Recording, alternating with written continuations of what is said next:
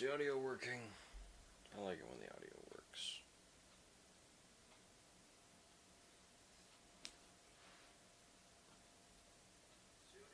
Yeah, audio's working. Fantastical. Hello. And welcome back to Ark. God, I'm still tired.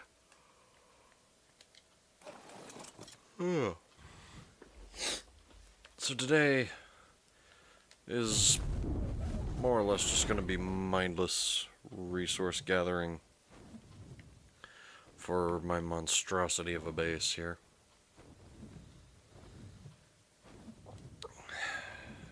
Because having family over for 2 days was exhausting to me.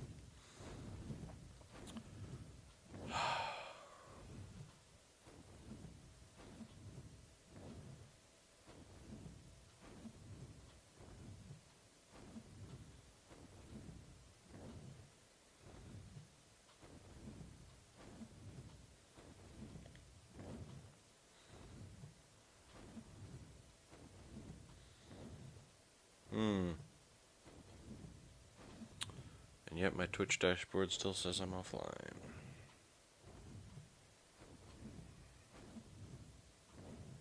Why Twitch dashboard?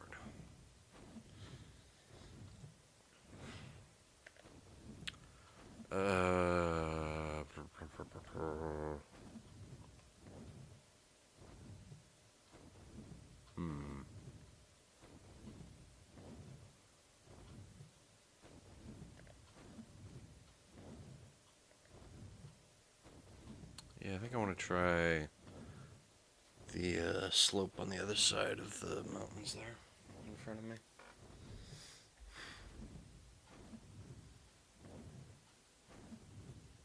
Alright, there we go.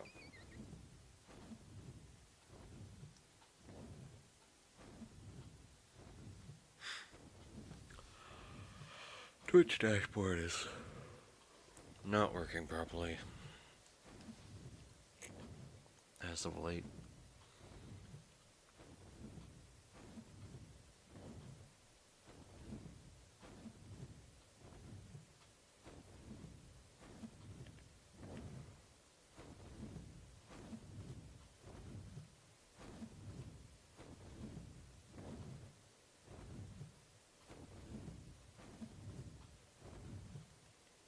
Is there just the one metal there? Yeah.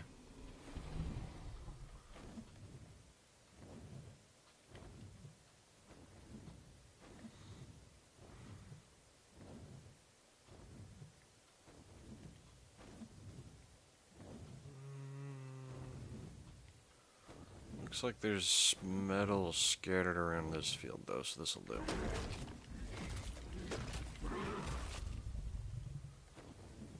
Is there any more under these trees?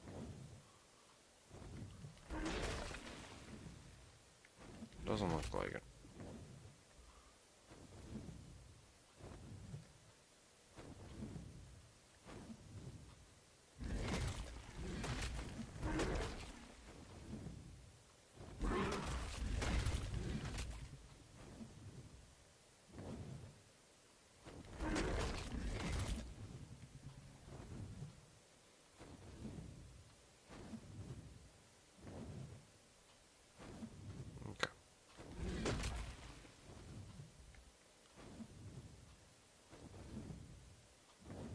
I like having clear sight lines.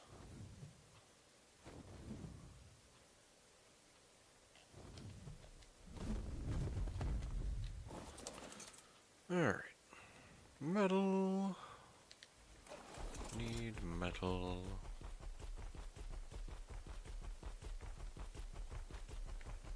Metal. Weird, usually I only get one rock per tail swing.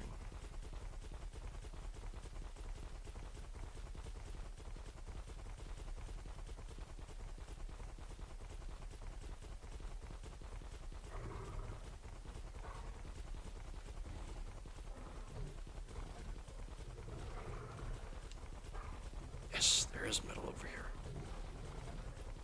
Excellent.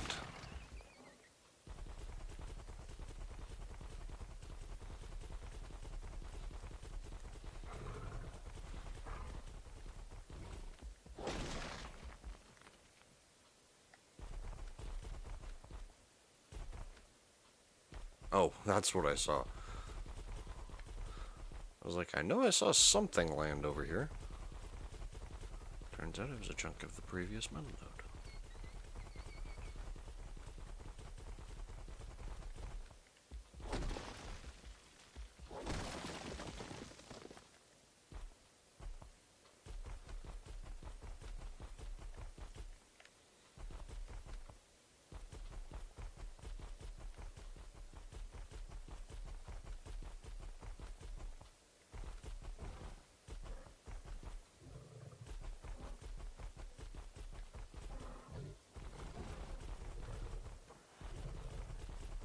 Oh, hey, Carno.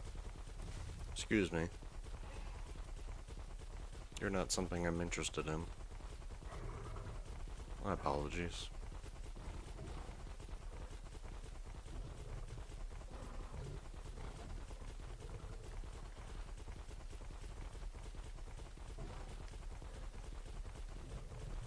Damn, he's keeping up. Well, hopefully one of these stegos will catch his attention. No? Yeah, there you go.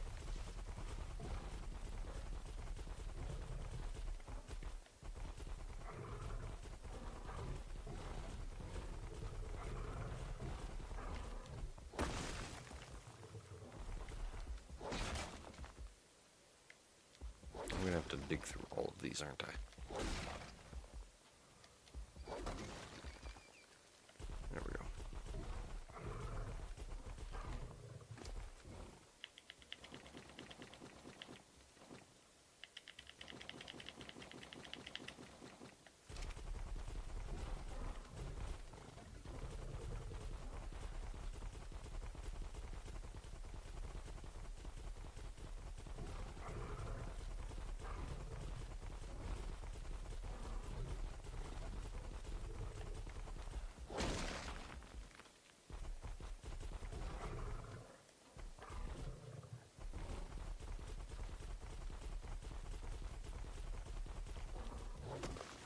Damn it.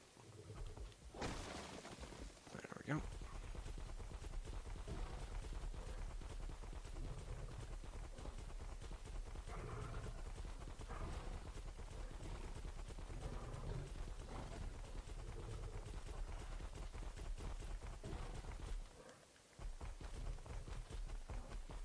Is there a metal node stuck under this thing? No, it's just a regular rock, okay. Just a regular old boulder.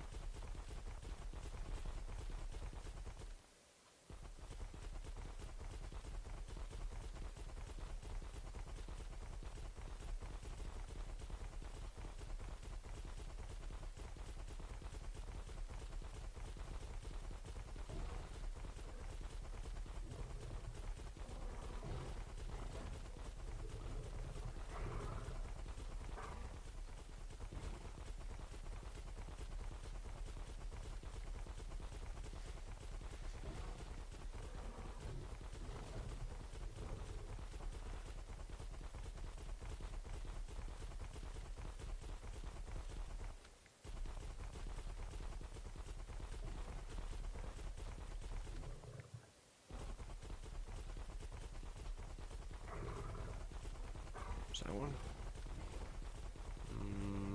No. You know, it's a lot easier to find these things when you're flying over them.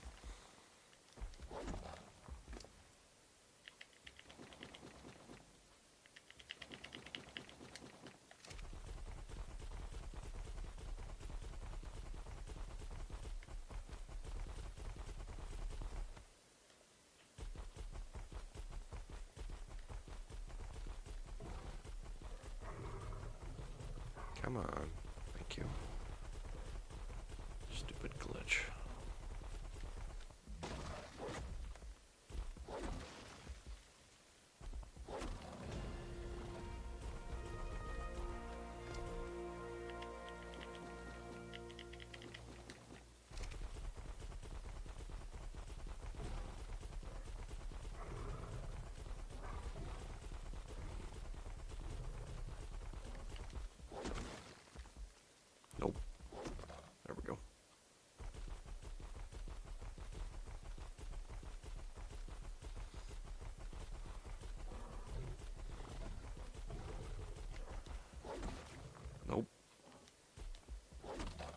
we go.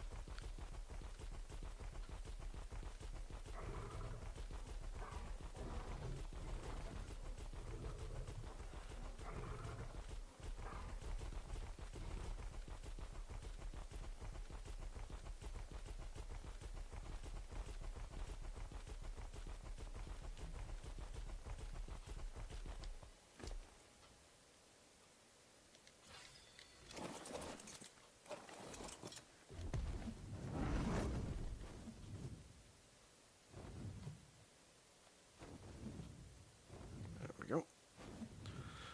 Back to base.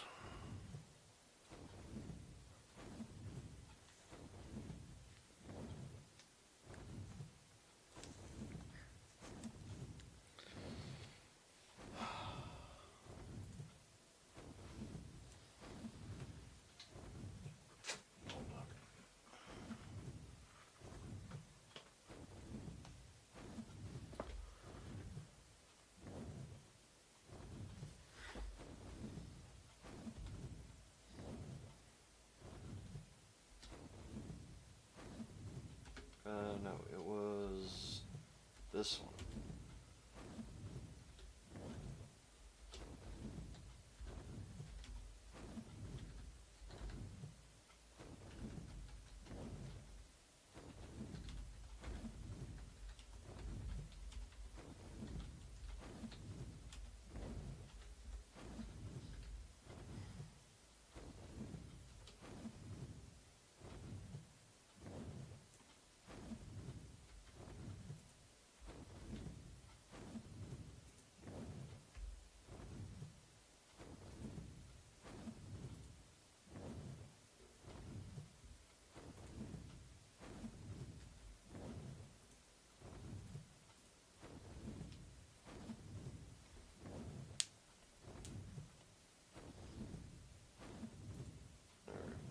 Good.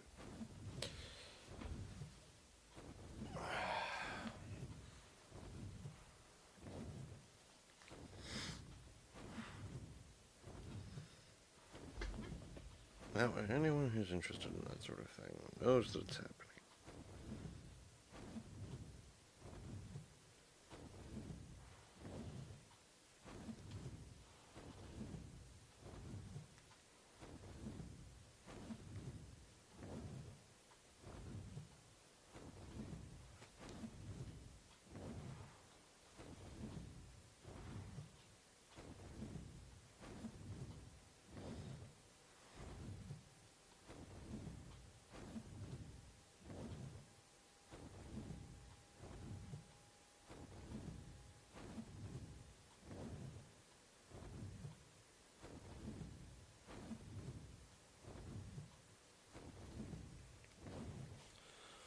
Okay.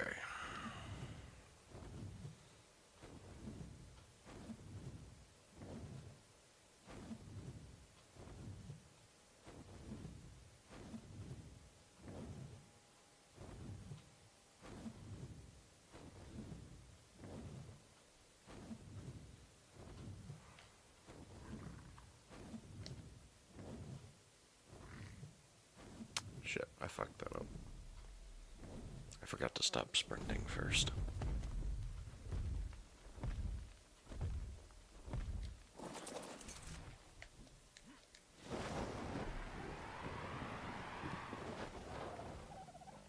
Oh, thank you. Yeah, well, that's an interesting position. Yeah, I figured as much.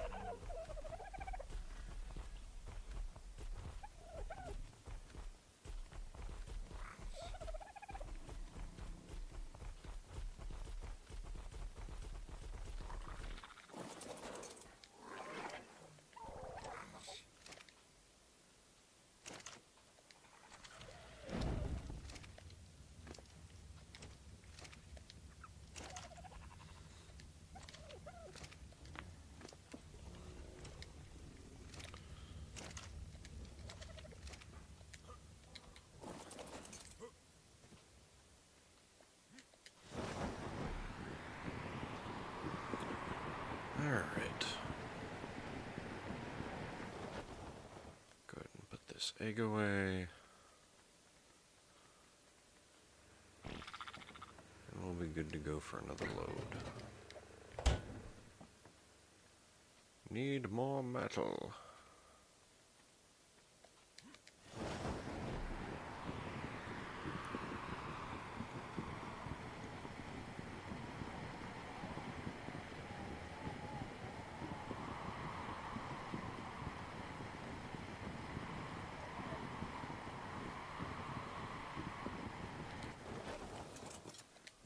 Whirlwind. Off we go.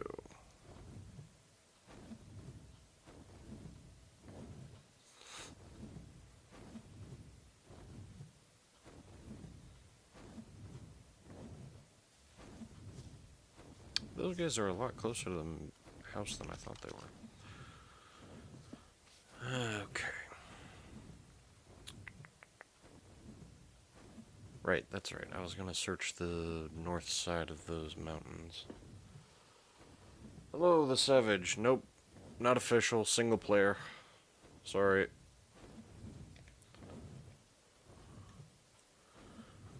I got sick and tired of having to rebuild all of my stuff.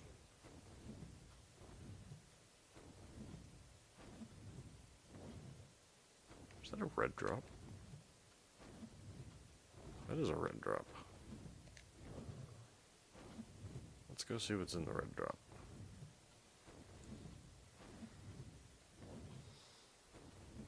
Yep, and he's gone now.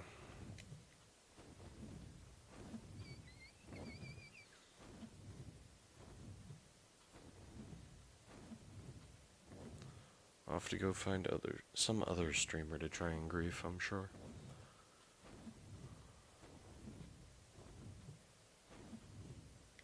Oh, it's at 60? Alright. I can actually get this one.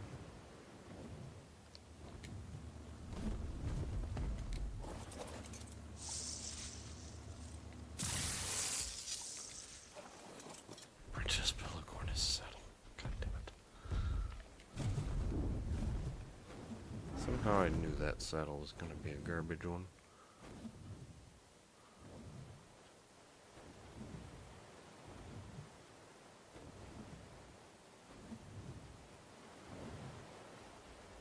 There's some metal here. Is there some more over there, maybe? I don't think so.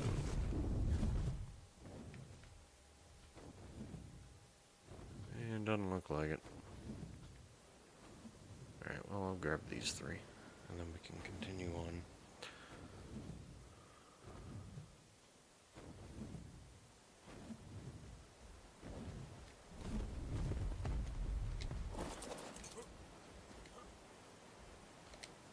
Dang it.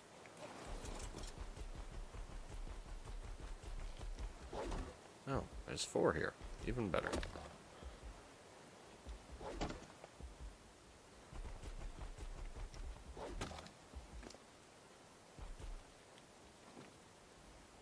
Meh. I don't care about that.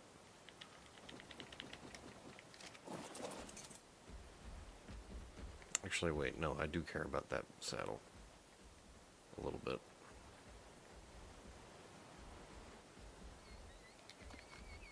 Because I can stick it into my grinder. And get stuff.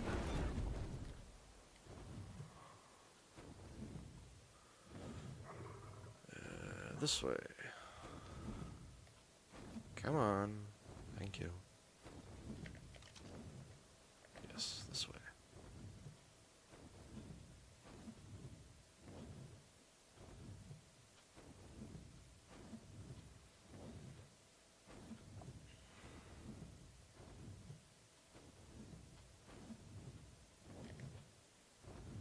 Oh, there's a whole bunch of metal up here that I never got.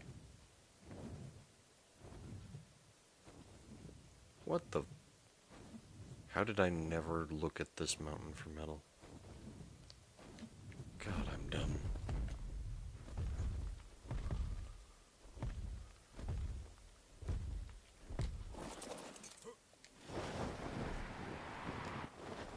Dang it.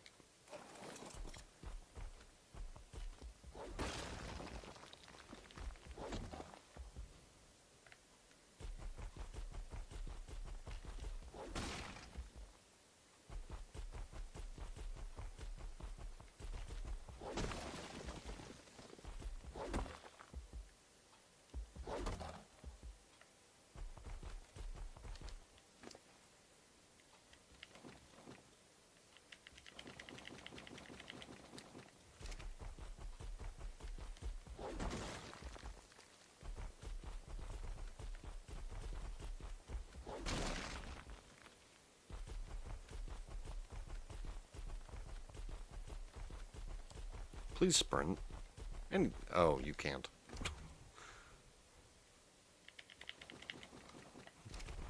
Thank you. Thank you. Man. 1,000 melee damage on an Anki. Gets you a lot.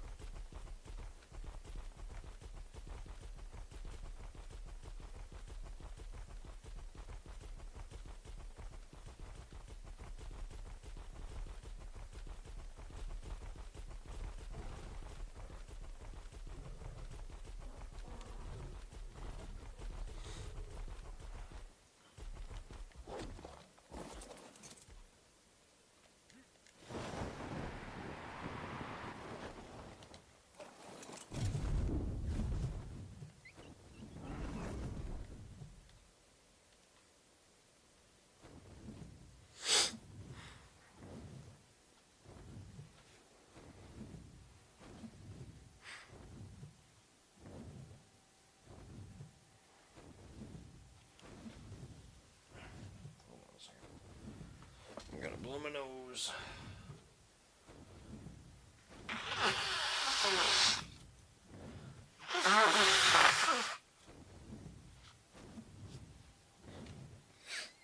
There we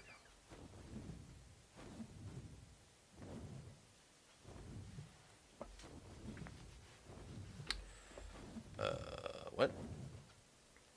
Oh, that's the wrong obelisk. Whoops. Genius. I'm a genius.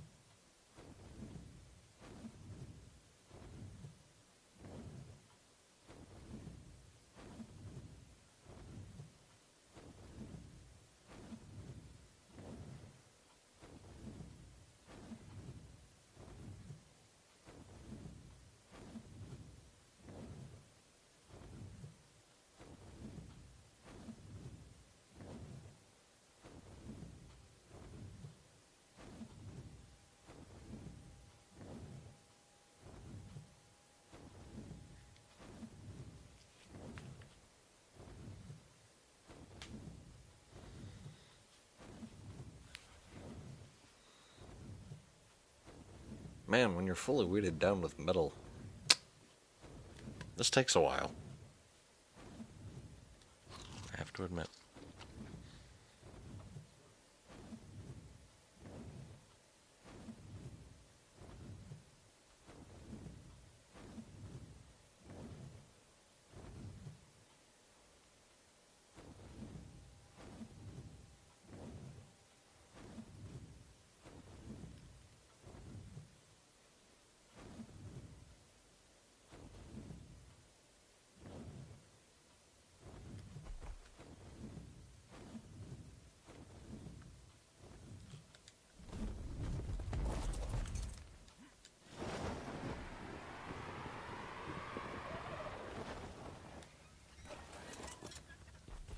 Yes.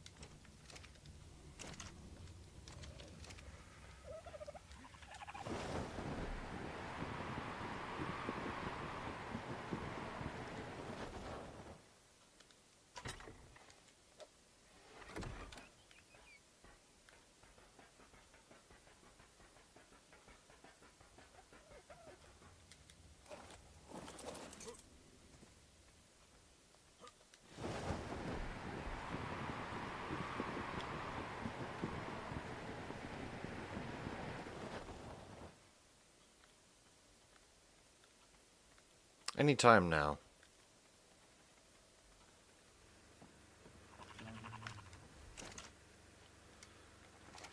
Oh man, I really hope that one of the things they fix sooner rather than later is this stupid sprint glitch.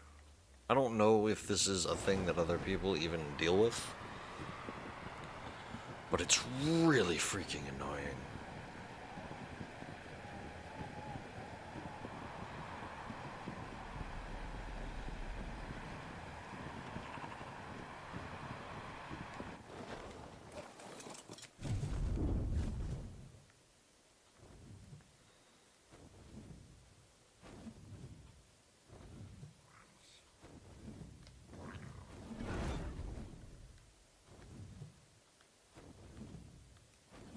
Come on.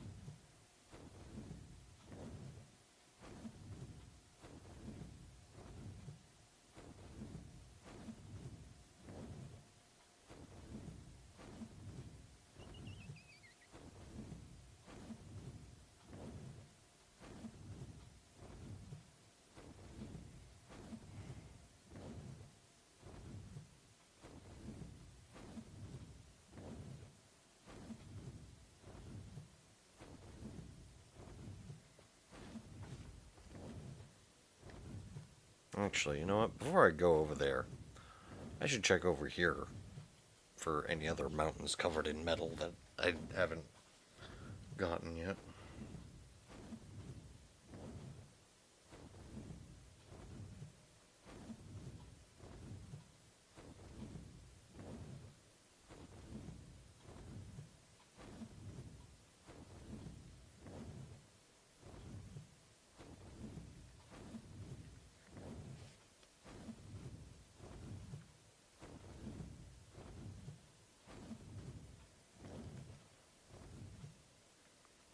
Let's see, where was the one up here?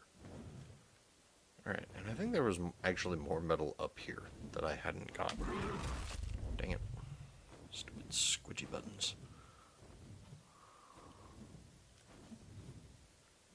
What about this little copse of trees here?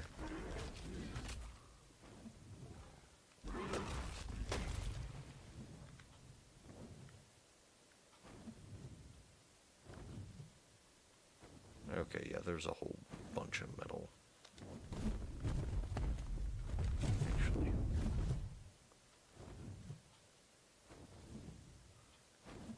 Just do a full lap, just to make sure. Okay.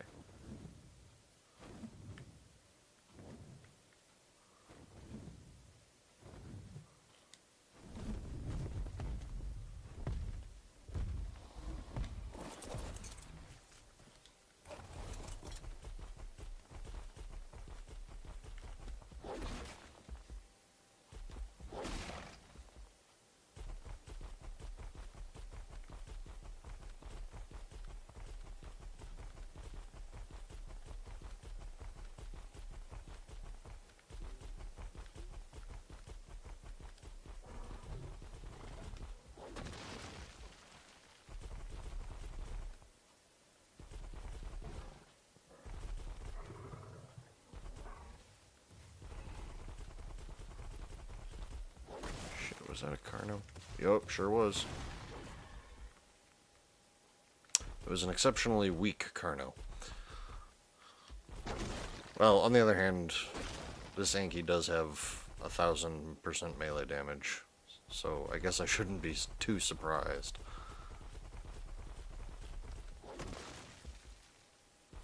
God damn it. Give me the metal. Thank you.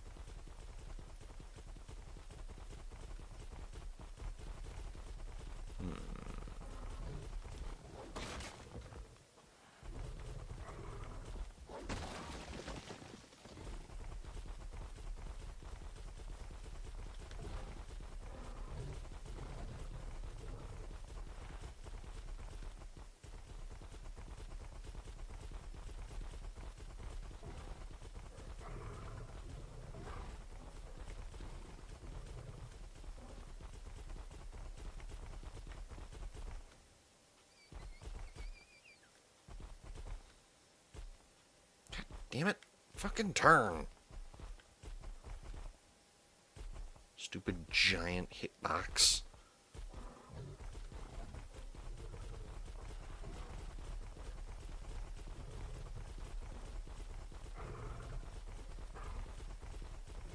Okay, I don't think there's any metal down here. There does not appear to be more metal down here.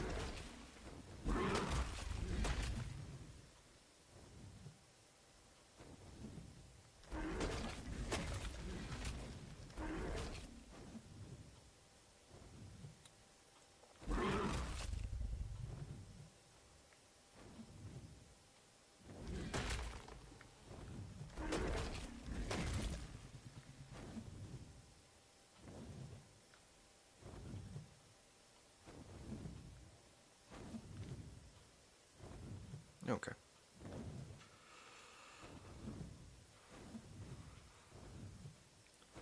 So that one's clear now. What about over here?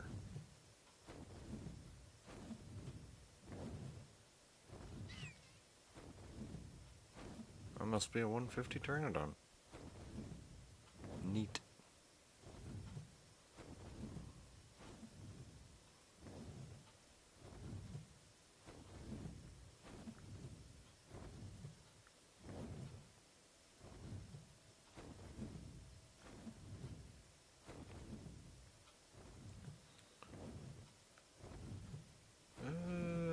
That might be coming down in an area that I can actually access without dying instantly. Have I been through here already? Or is there just not metal here? It looks like there should be metal here. This looks like a place there would be metal.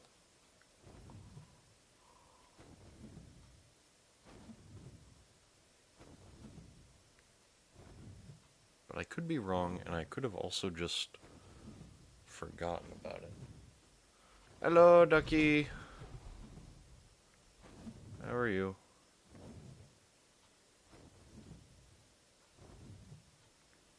Alright. Either way, there's no more metal there right now.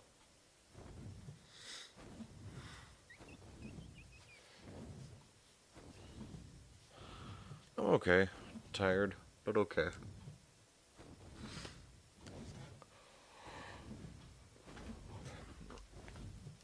We had some family members come over for a little while this weekend because we have been doing the family reunion on Memorial Day weekend since I was, tiny, stupid child. and but we haven't done it in a few years because basically no one's been able to find a place that's good enough. So this year, because we have this big house now, my parents decided, oh, hey, we'll just invite everyone over to our house for, cookouts and stuff. I know only like 6 people came, but the simple fact that I'm not used to dealing with my family members, let alone the fact that 2 of the people who came were prepubescent girls, one of whom is autistic, I was just like, oh boy. Like Saturday, I slept so much on Saturday. I slept a bunch on Sunday, yesterday too. Ooh, ooh. And I'm still tired. But, oh man.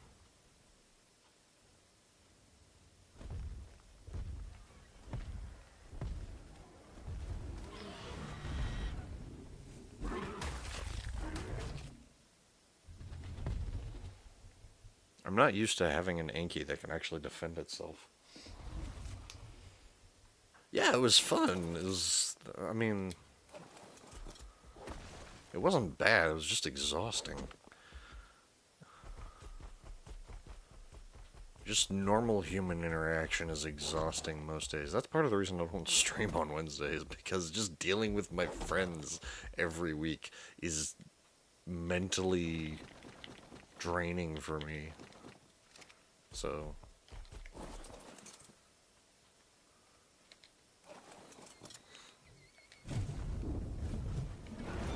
Alright, looks like we've got a whole bunch of metal on this cliffside. Almost immediately north of the beaver dams. Cool.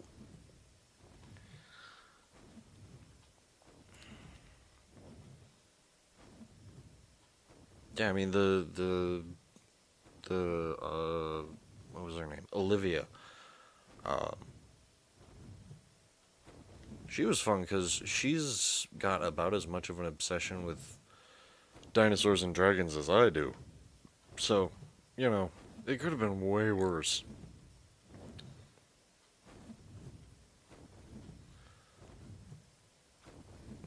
That sort of thing is just very tiring for me.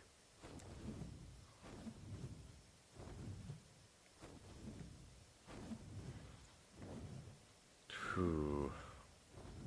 I really want this red drop. Let's see if I can get it.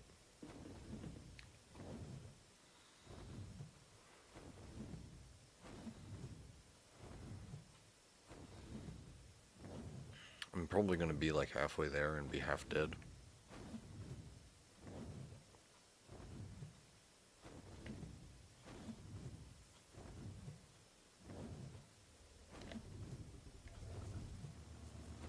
Nope.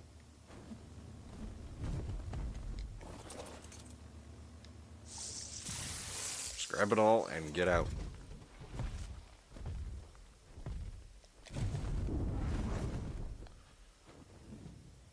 Since I don't know what spawns around here.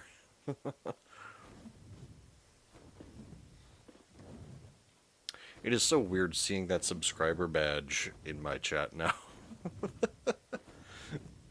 It's nice, but it's weird. I'm not used to it. Oh, hello, Quetzal. What level is you? 50.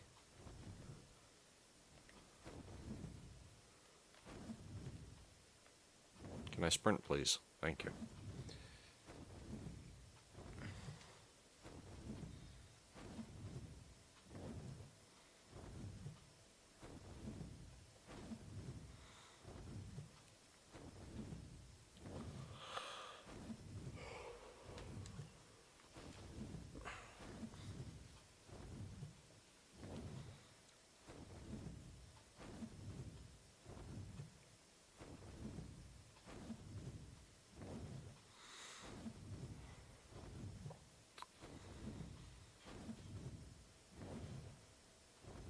But yeah, tonight is going to be a bit of a shorter stream. I'm probably only going to go 2 hours.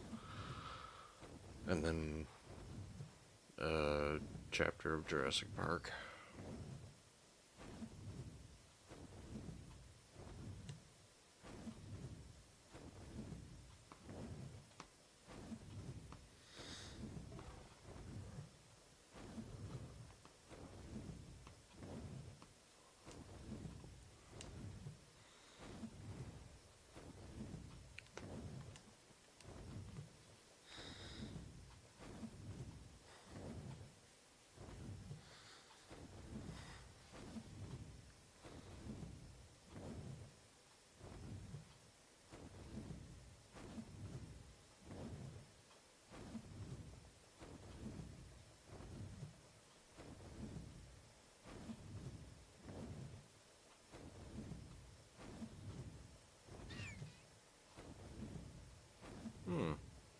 This is a 150 Bronto.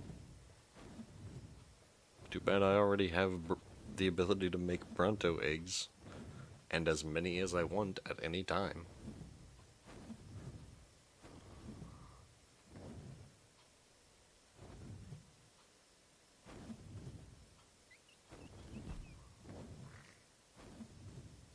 Yes.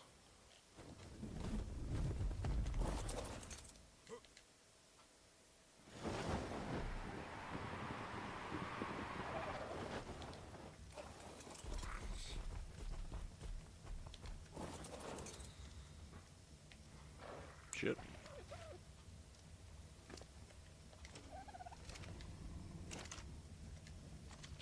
I got 2 flamethrower ammo blueprints. Are you kidding me?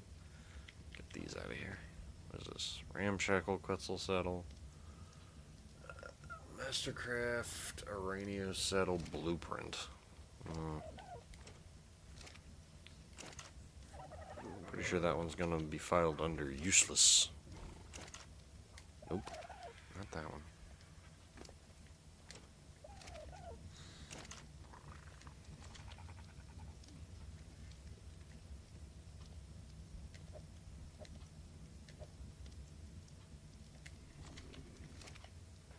Oh.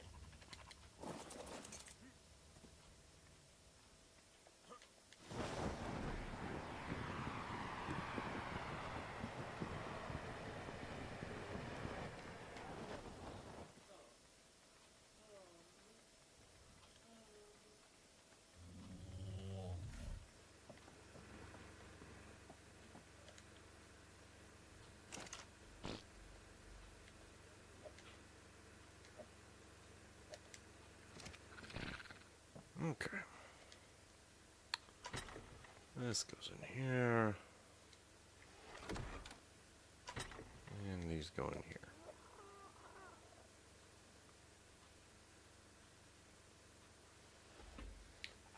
Armor is 112.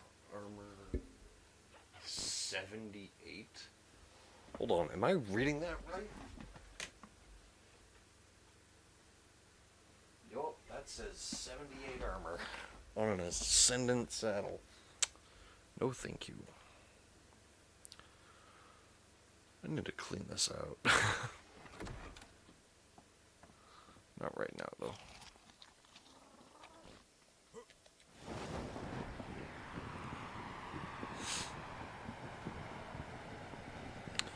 Actually, it's already almost dawn.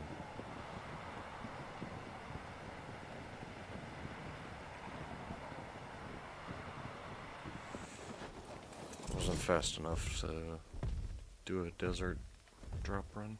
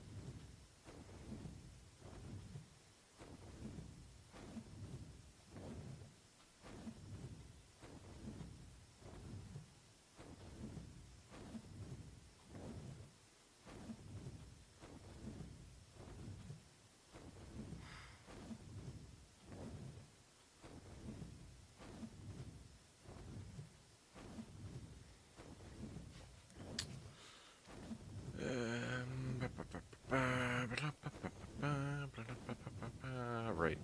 Far side. Shouldn't have had ramen. Why are you gonna be unhappy tomorrow? Nothing bad ever happens when people eat ramen. That's the rule of anime.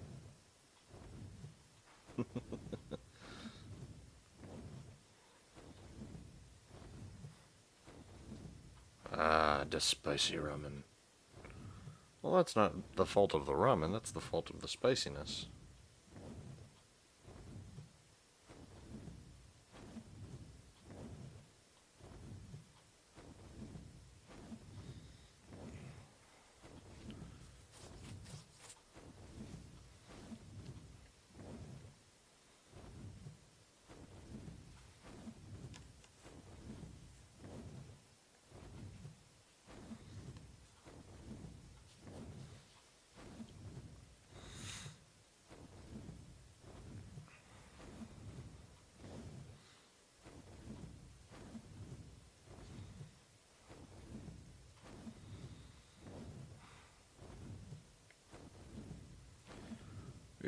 We went to dinner at Olive Garden tonight,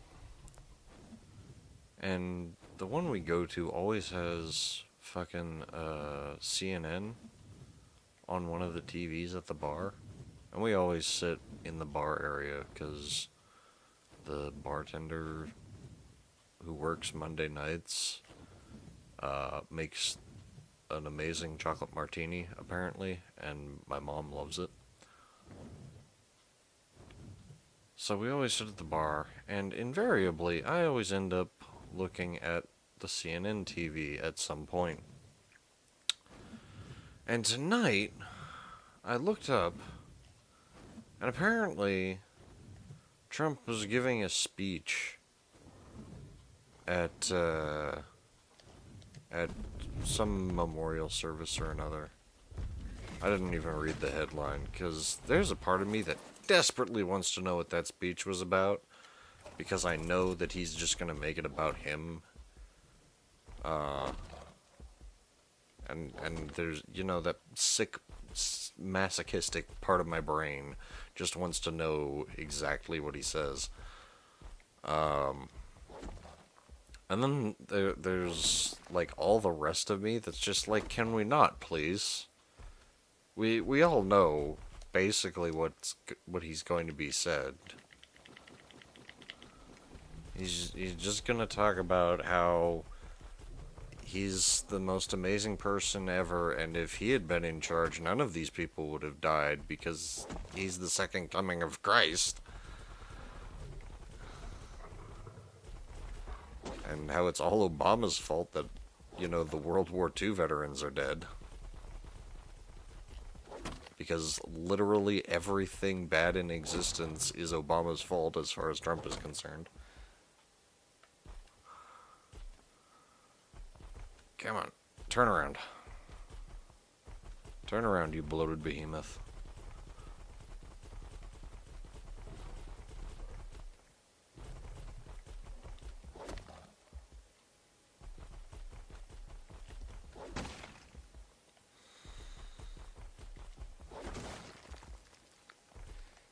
Thanks, Obama. Yeah.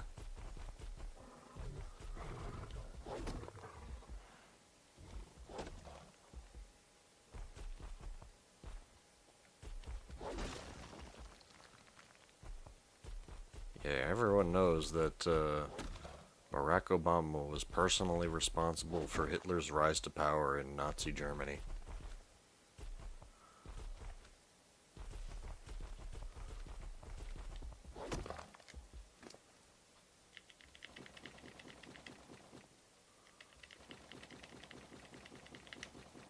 Oh, damn it.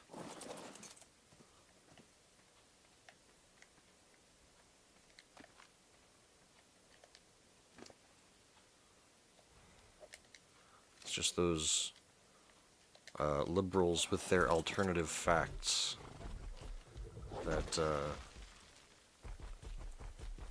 want you to believe it was literally anything other than Obama directly interfering and influencing decisions.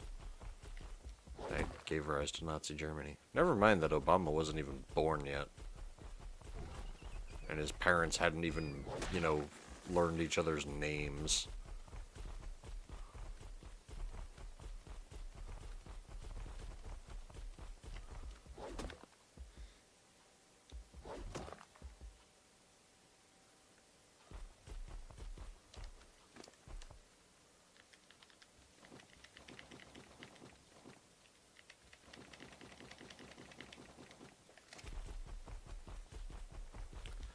Well, you know, when you think about it, Hitler wasn't all that bad a guy. I mean, he killed Hitler.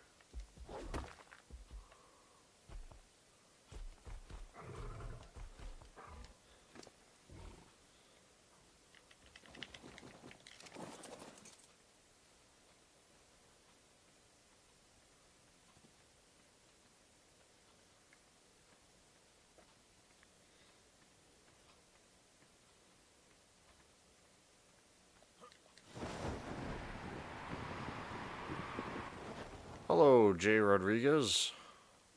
How are you?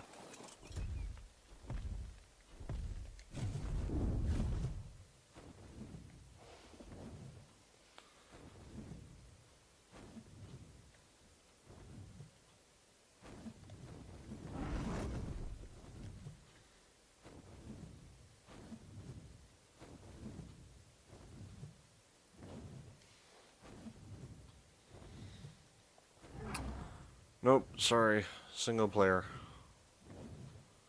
I'm not on a private server or even an official server.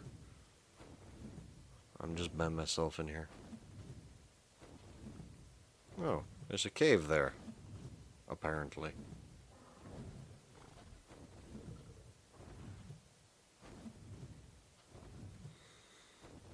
I want to go investigate that now.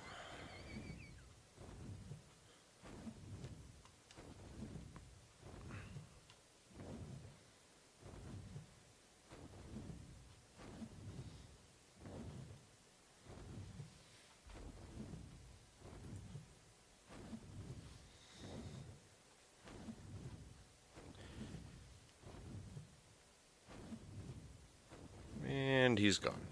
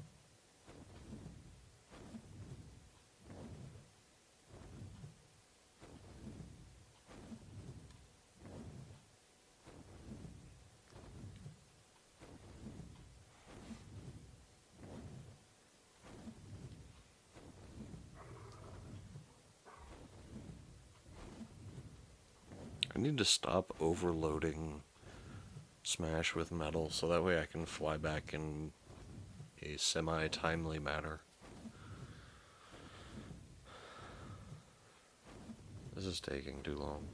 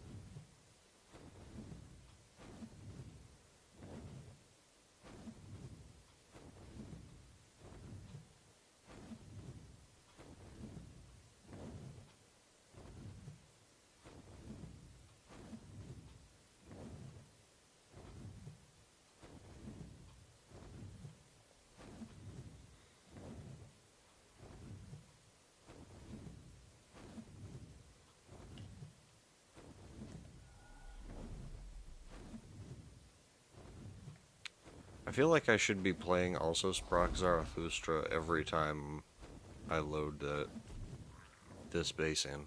Oh, god damn it. I just wanted to land in the ramp. Is that really too difficult? Is that really too much to ask? To just have the Anki land on the ramp? Apparently it is.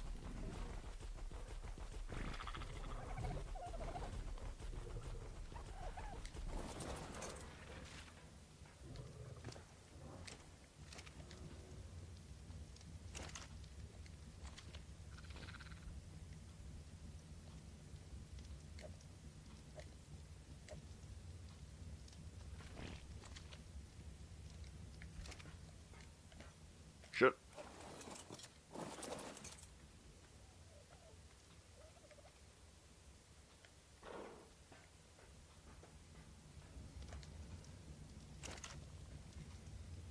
Just get rid of that.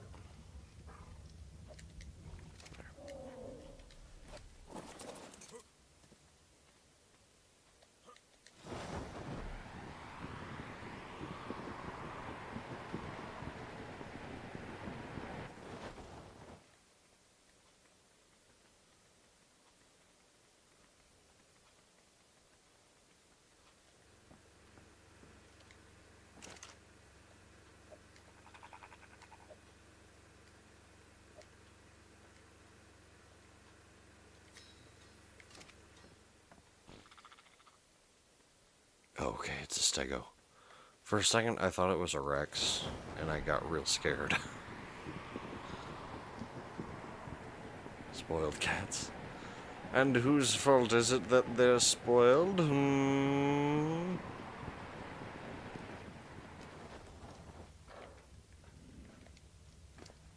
Okay, you have a whole bunch of metal. Which means we can go and get more chitin to make more cementing paste with. Not mine.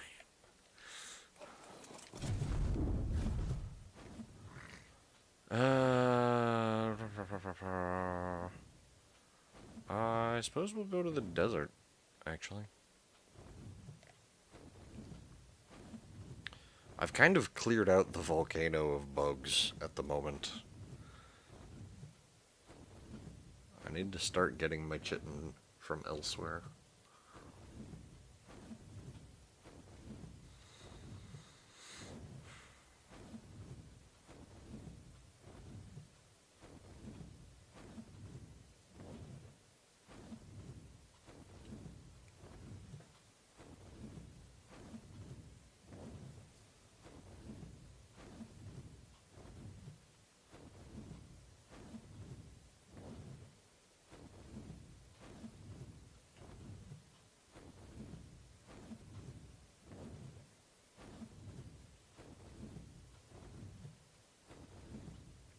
So right.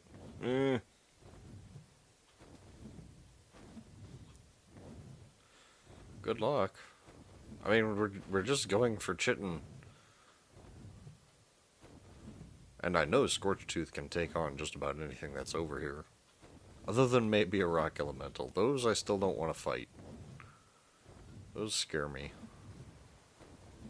See, there's one now. With its magical power to spawn in midair and then just magically magnetize itself to the ground.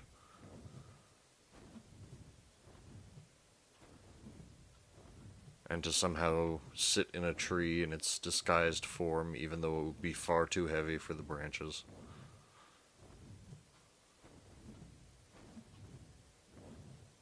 Makes you unhappy.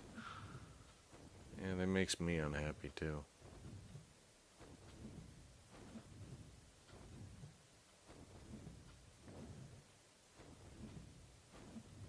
Eventually I'm gonna tame one, because they are really cool. And I already have a saddle from a drop. But yeah, they're kind of a pain.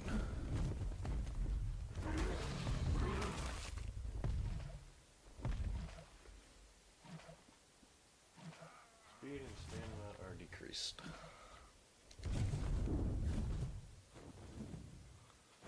Now I'm dying of dehydration.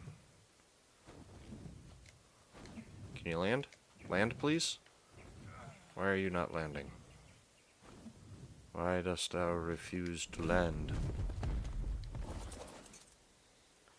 Yeah, you can tame him. You have to tame him like you tame a titanosaur. With motherfucking, siege weapons. But yeah, you can tame him.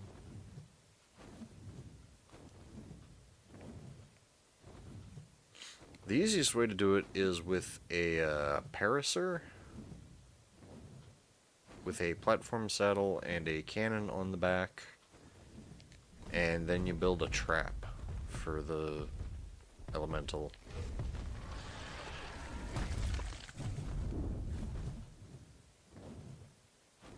And so you lead it into the trap, and then you just stand in front of it with the parasaur, because you have to hit it in the head. If you don't hit it in the head, it's just like the Karkanos. You'll just kill it. You won't actually inflict any torpor. There we go.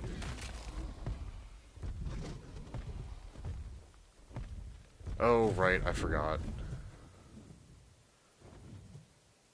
Well, I think what it actually is because the water is just a flat surface going under the whole map, basically the ground there is so low that the AI for the creature thinks that you're trying to land in water, and it won't do that.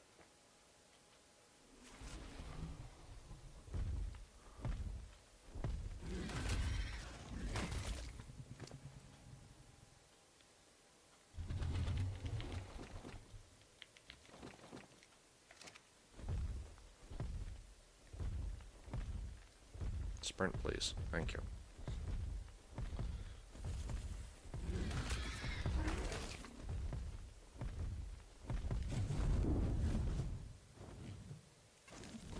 Pretty sure that's a rock elemental on my left there.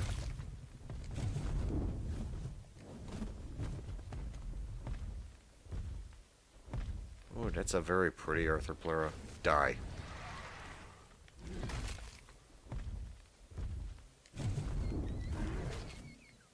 Yeah, whatever. Jug bugs don't give you that much anyway. Let's find out. Are you, yep, you're a rock elemental, alright. How'd it doing?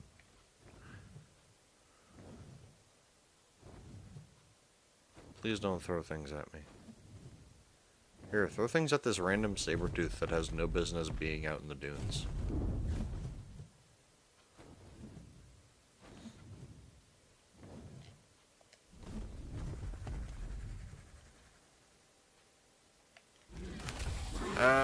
Not translucent. Translucent is like...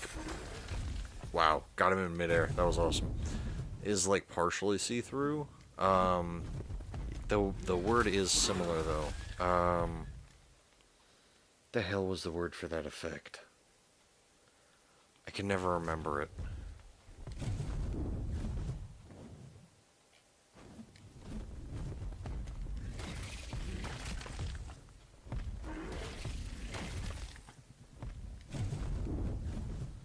God. I hate when this happens.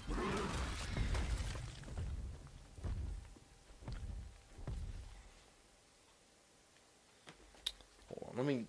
this is gonna bug me all night if I don't look it up.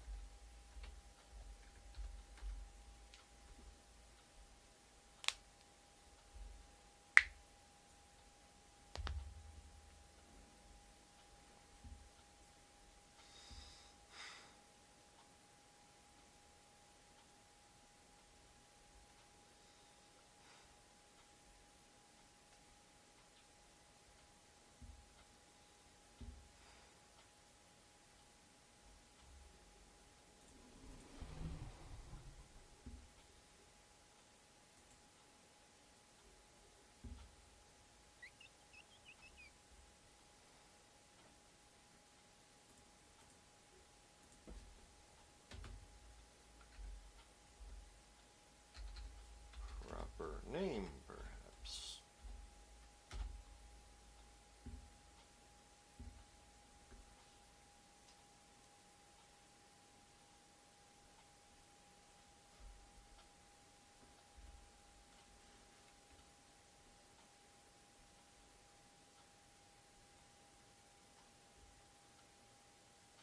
Iridescence.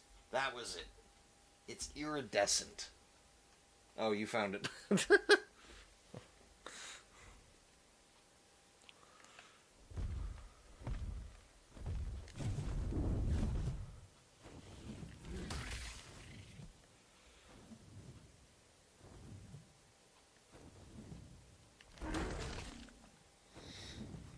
Yeah, I was on a new page, Ducky. Sorry. I couldn't see the chat.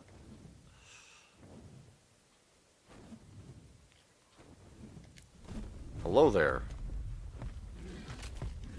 Come back, Chitin.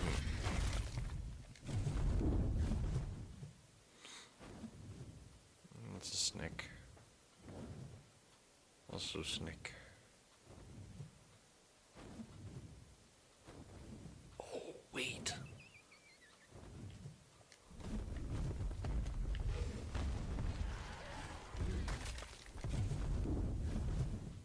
I forgot. I can mine these, can't I?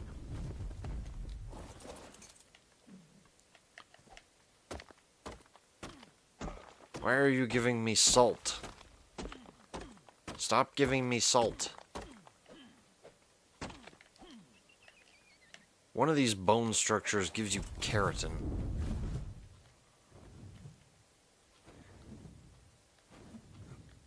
Sprint, damn you. Thank you.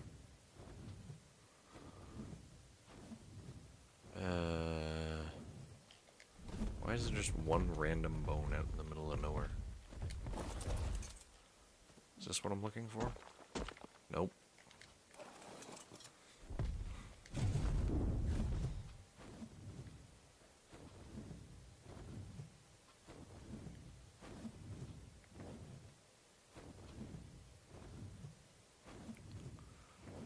I'd also be okay with finding a death worm. Those guys give you shit tons of fucking shit.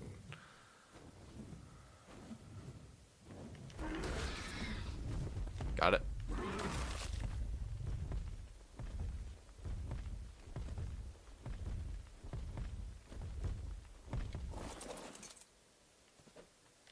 No, that's still salt.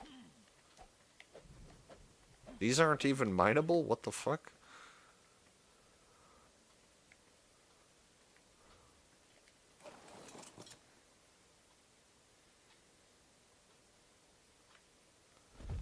Oh, the death worms? Yeah, they're a pretty rare spawn, and in single player, rare spawns become damn near unfindable. Which most of the time, it's not that big a deal. It's fine, really. I don't need them. Give me keratin, damn it. What about you? What about this big one? No, that's still salt. Stop being salt.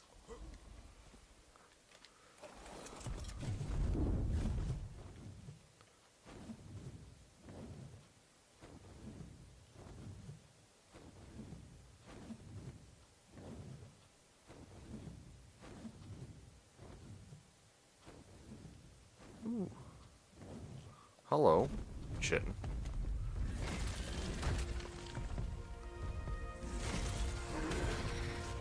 Oh. There we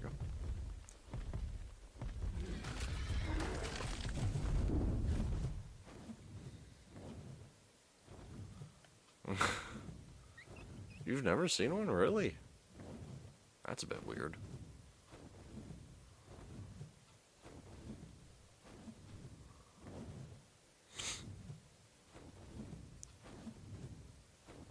Granted, it's been a while since I saw one either.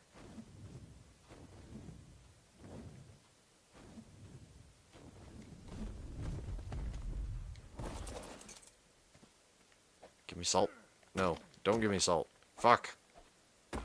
Fuck. No, I want keratin, damn it.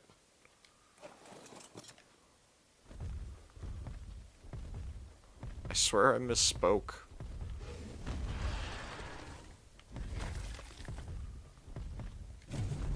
By the way, the reason I keep using the fire breath on the Arthropleura is because Arthropleura do damage to you if you attack them with melee.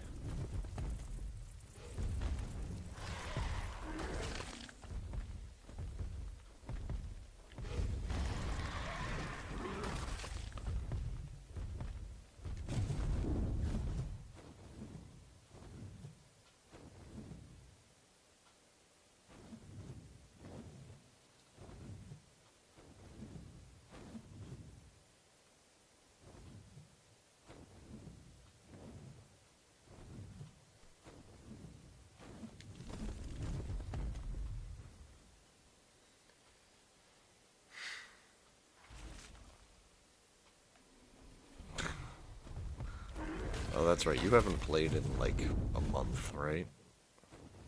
I forgot about that.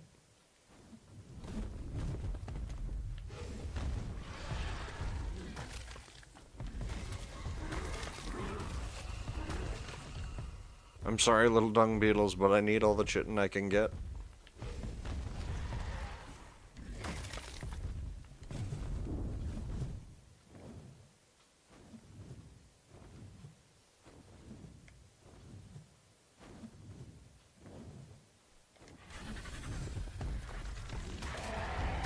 You bastards!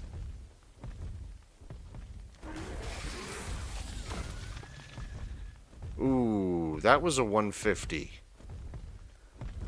Oh. Oh, I forgot about that.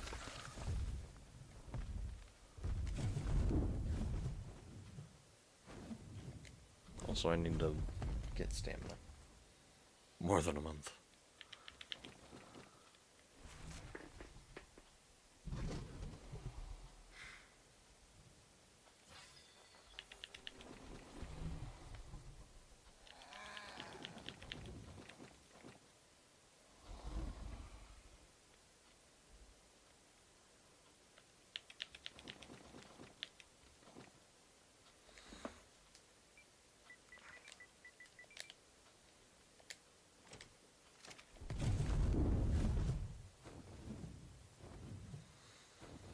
$4,000 chitin.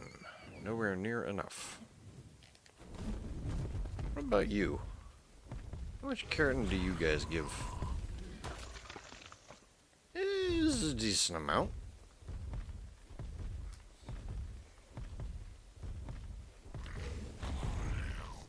Holy shit, what? The 4,000 chitin?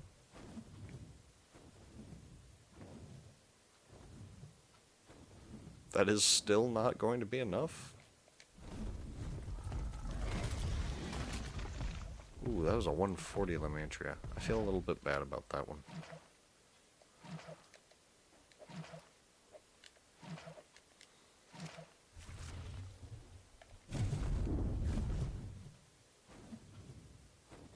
I may have to go murder a bunch of thorny dragons over in the desert islands area.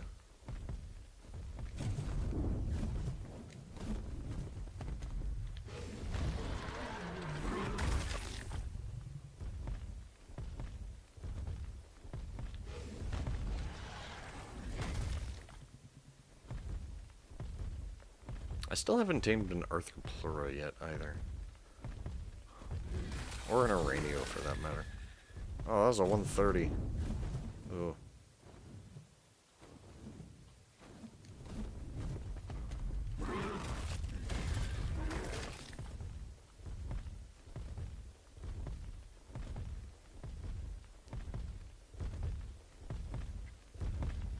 You know, I wonder if I got keratin that one time because I had used an Anki to do it.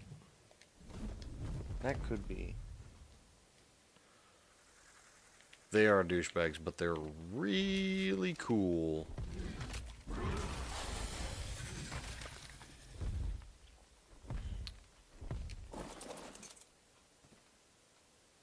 Yes!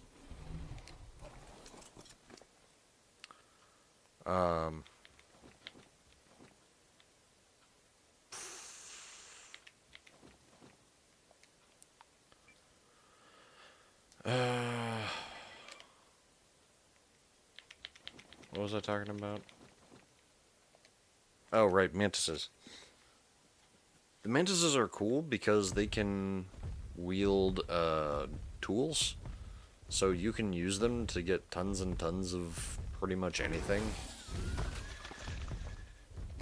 You can even use them to get tons and tons of organic polymer by giving them clubs.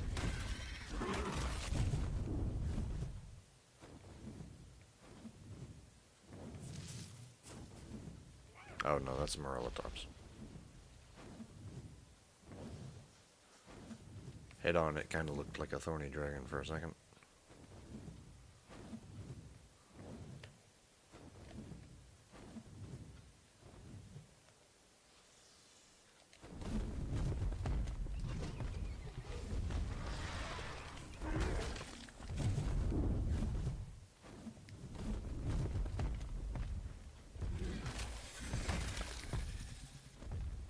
really should stop just attacking these mantises blindly. Yeah, okay, see, that's a level 140. I want that to stay. So that way I can tame it. In fact, you know what? Fuck it. Let's go get the deathworm horns that I've got and see if that's enough. Dodo Dex. I don't need pointing that far up. Mantis. Level 140. Will require 4 deathworm horns. I can do that. I do, however, also want some bug repellent. Pelt, narcotics, citronal, rock carrot. Pretty sure I have all those. I'm a tame mantis. The annoying part, though, is that mantises are a passive tame. You can't just knock them out. So you pretty much have to have full ghillie and bug repellent. Also, I need to leave, I think this one is Ferdinand. My, whatchamacallit, Featherlight behind. Learned that the hard way. Yeah.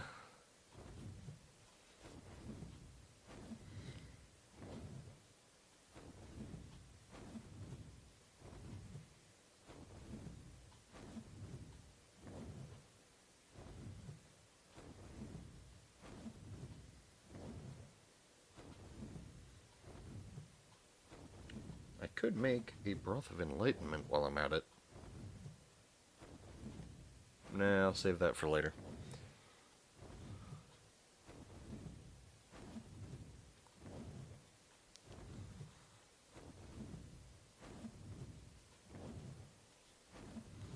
Ah, shit, this isn't Whirlwind. Right.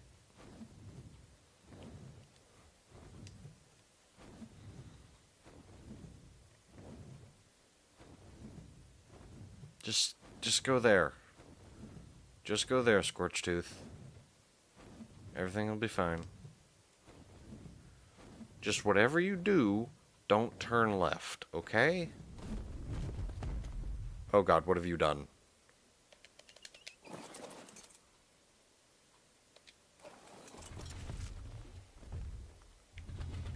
I have no idea what just happened.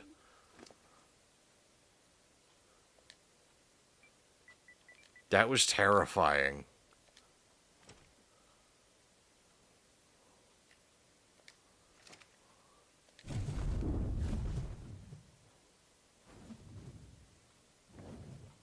I've never seen that happen before in my life.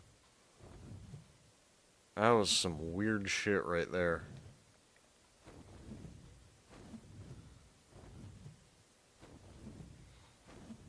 Well, it didn't just stop flying, it tried to land in midair. And succeeded.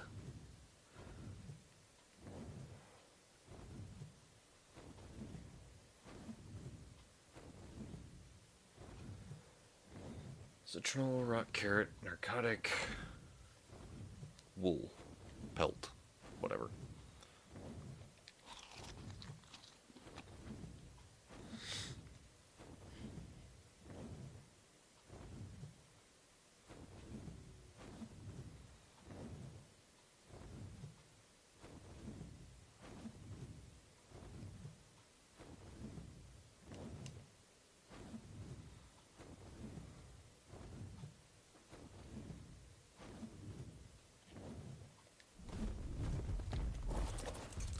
Alright, so first things first.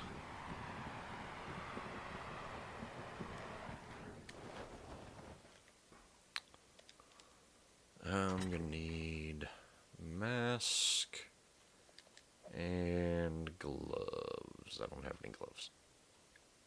I have no ghillie gloves.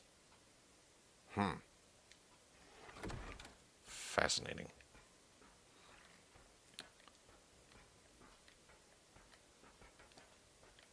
Damn it. There we go. Stamina spasm? I don't know. I have no idea what caused that.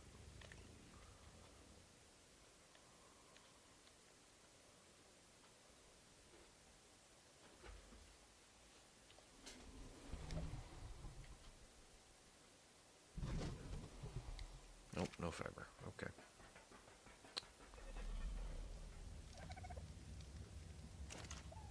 Yeah, I'm gonna go ahead and turn that off for the moment. Just in case this takes way longer than intended.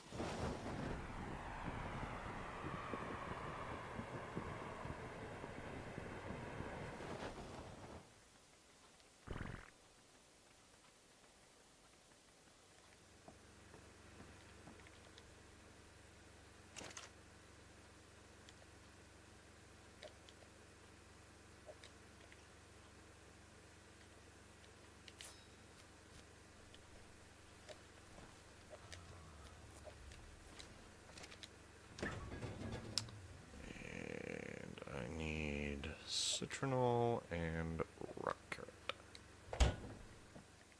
And cooking pot. And I ain't got no water.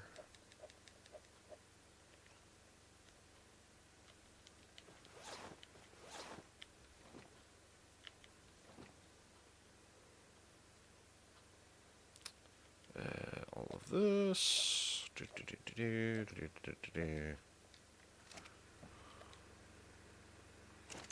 Probably should have put all of this chitin and keratin into the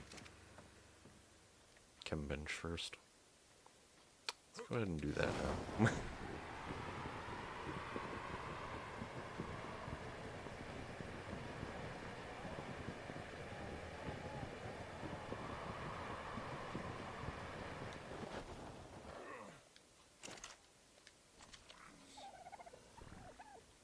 Why, even?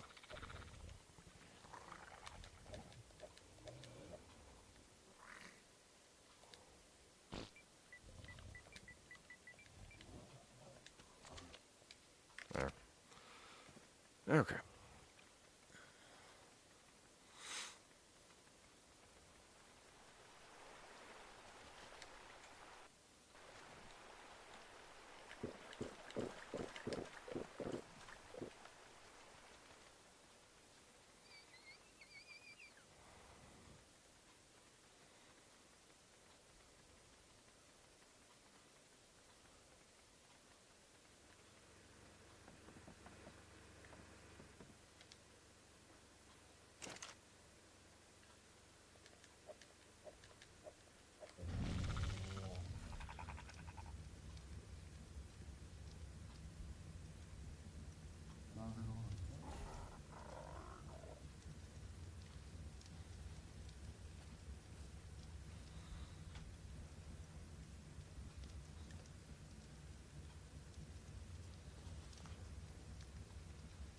It was citronal and not long grass, right?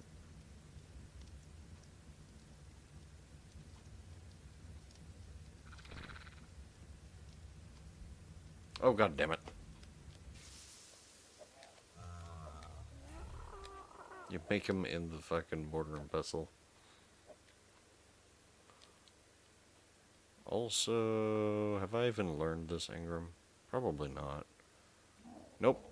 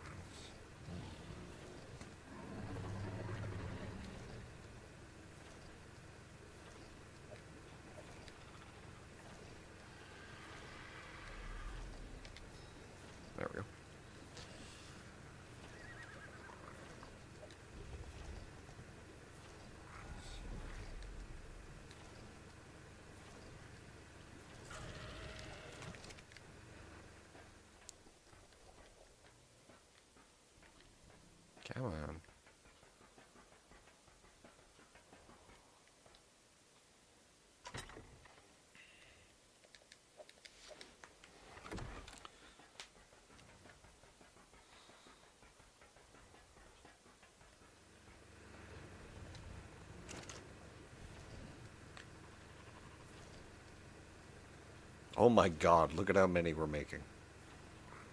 Fucking 30 of them. Hallelujah.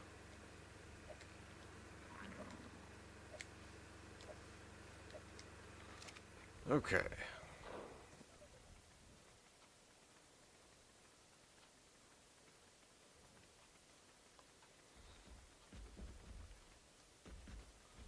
Never gonna have to make bug repellent again. I already had bug repellent in here, didn't I? No?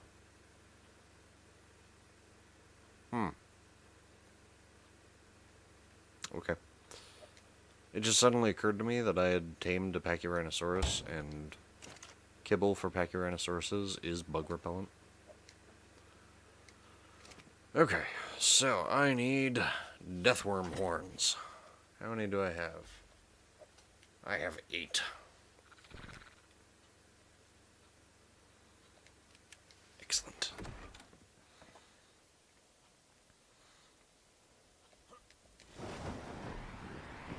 Actually, hold on.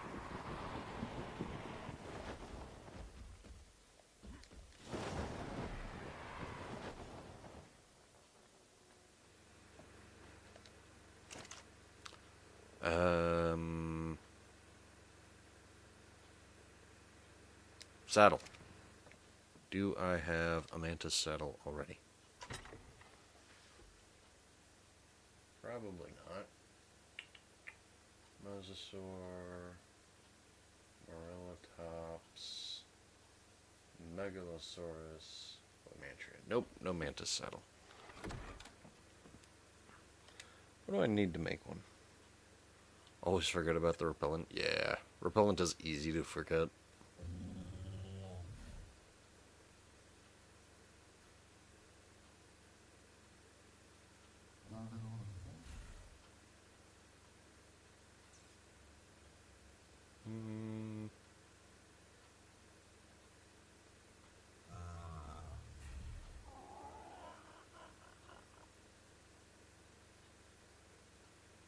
Spray painter.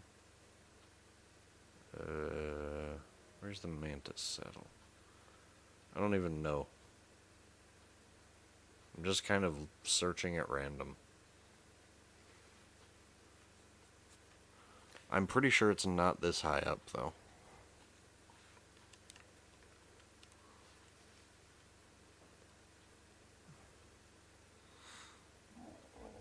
Yeah. Wait, why can't I learn this one? Oh, because I've got other stuff. Yep.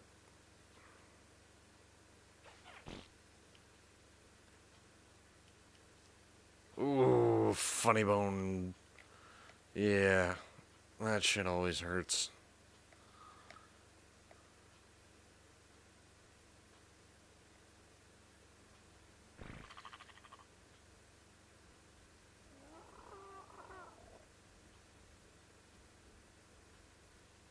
Croptodon.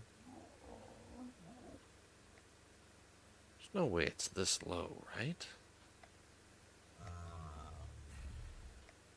I don't even know what basic shape I'm looking for here. Okay, so those are the Morellatops.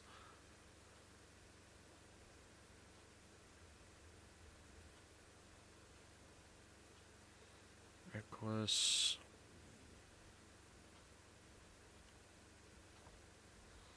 Pachyrhino. Manta. Megaloceros. Iguanodon. Mammoth. Diplodocus. Terrorbird. Lamantria. Caprasuchus. Aranio. Thorny Dragon. Parasaur. Chalicotherium. Dire Bear. Mantis, there it is. 45. I thought it was somewhere in the 40s. Cannot be crafted in my inventory, right? Yeah, no, I didn't think so.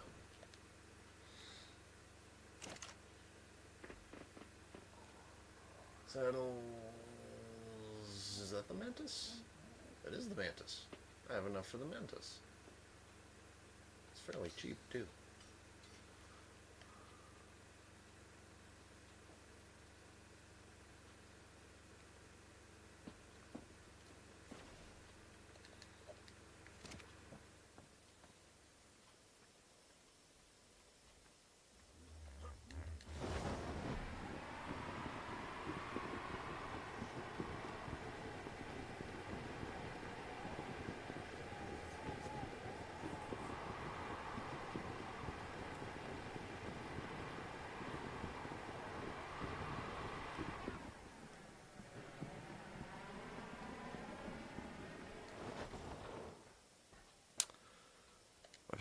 tools.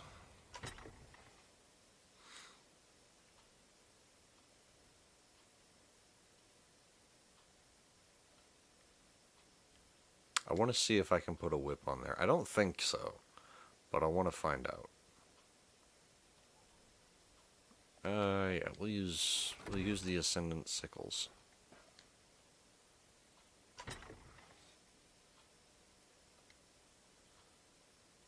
Okay, there's a torch in there. I was like, did I just see a torch? And I did see a torch. But I wasn't sure if I saw a torch. So I had to go check.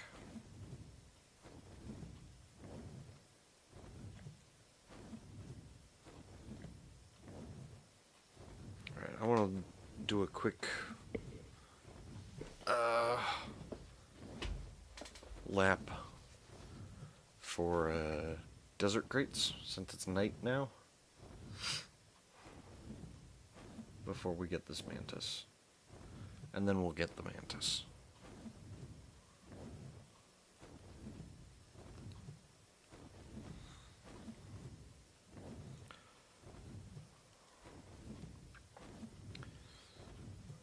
Hopefully it's a female. I'm gonna have to tame more, because mantis eggs are used to make the kibble for the rock elemental. And taming a rock elemental without kibble takes forever.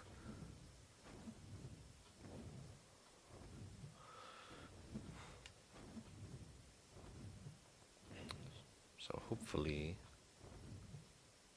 this won't be too bad. Hopefully this will be a female. Hopefully I'll one day learn what the fuck I'm trying to say on the first attempt.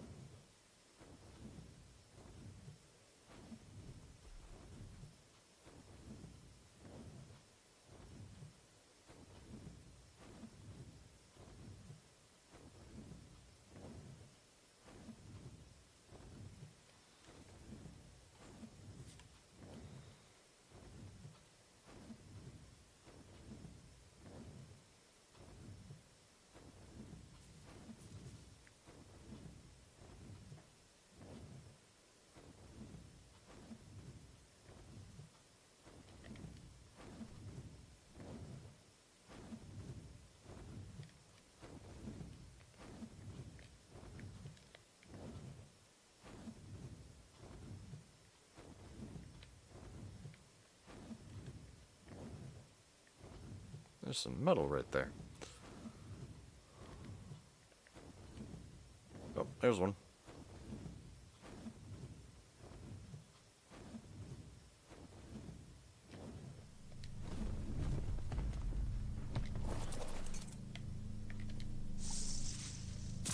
Ooh, Ascendant Ghillie boots and gauntlets blueprint. Neat.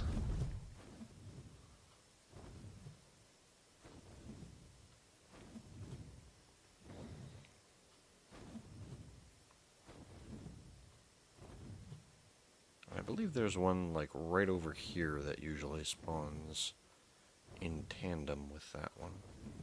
Yep, there it is.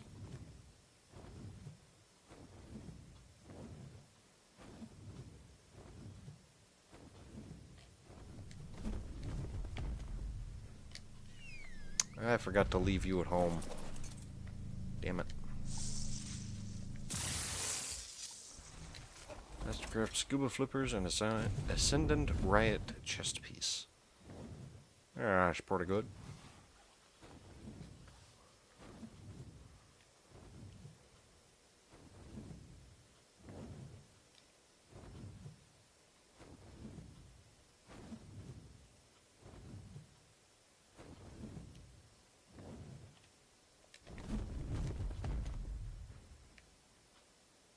Yeah, you're only level 60.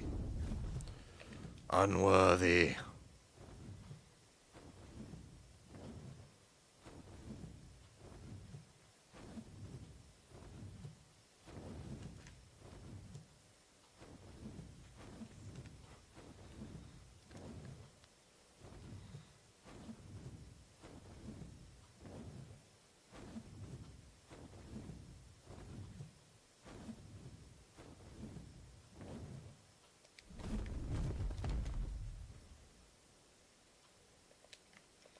Just checking to see if there are any other high-level dudes.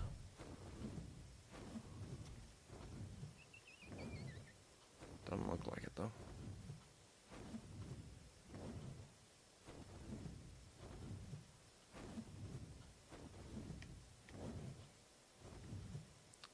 Looks like this 140 over here is the last of its kind. It's not you, right? No, you're only level 50.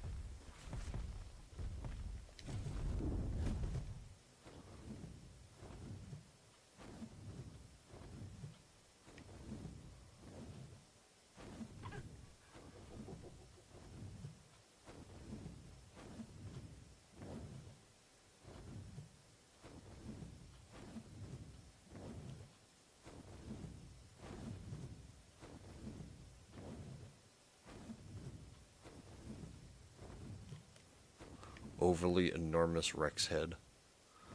Ooh. And a whole bunch of metal. There's 3 or 4 nodes there.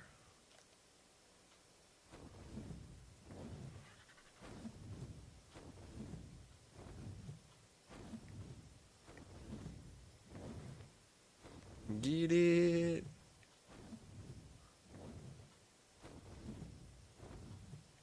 Ah, shit, there's more mantises now. You're level 20. There's the 140, but it's male. And you're only level 20. As are you. Which is highly disappointing to me. But oh well. There's the male. Come here. Fuck.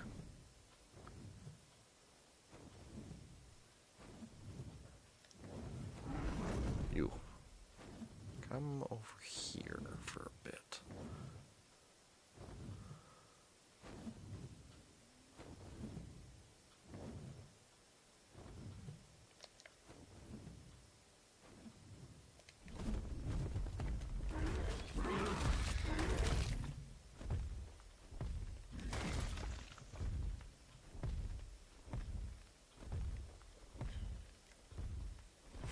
Alright. Now comes the fun part. Alright, that's fine.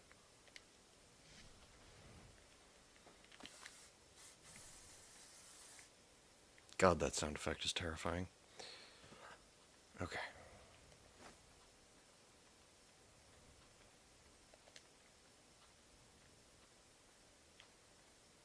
It appears to be making a beeline towards its spawn area.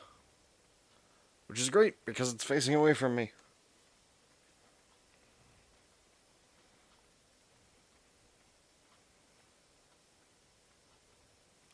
But it's also very dangerous because it might aggro onto something else. Just gotta hope I can get to it first.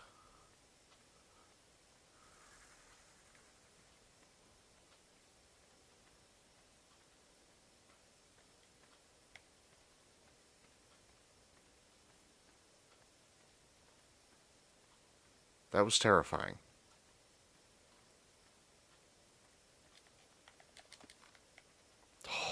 It's only going to need 2? Oh, that's wonderful. It's amazing. It's beautiful. What the hell is the interval on this thing? 12 minutes, supposedly. No, 3-minute intervals.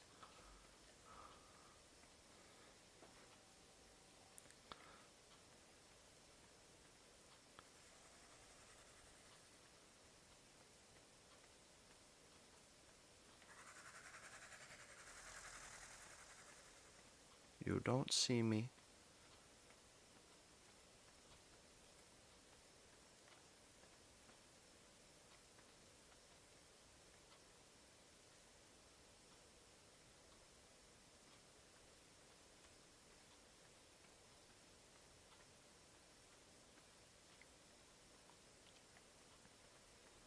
Fortunately, if anything else aggroes onto me, I can just glide away back to Whirlwind.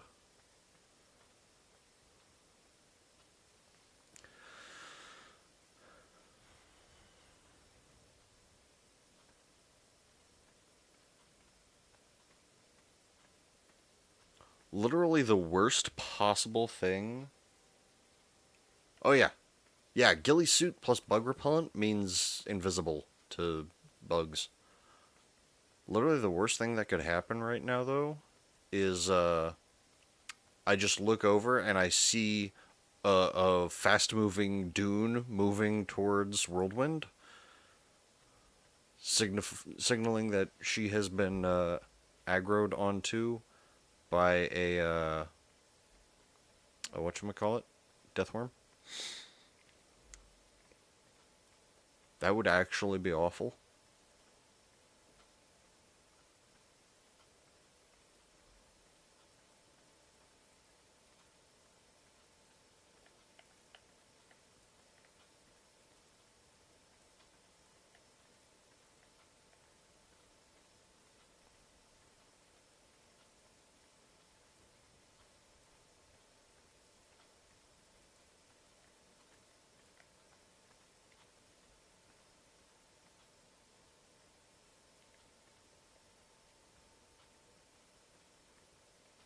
And now I'm worried that something else has aggroed onto my Featherlight and is slowly killing it. Except that Whirlwind is on passive and therefore isn't doing anything.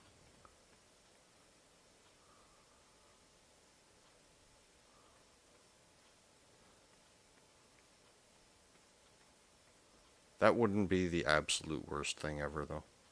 Because I can just breed more. Yes!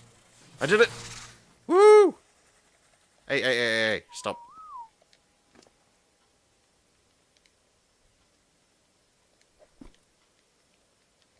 Can I... No.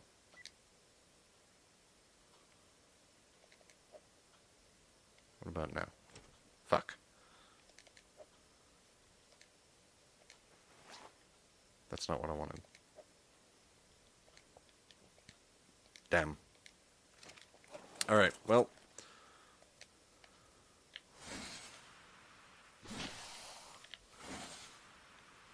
I guess we'll have to just suffer with having Ascendant Sickles on our Mantis for the moment. Oh, it's a beautiful green color, though.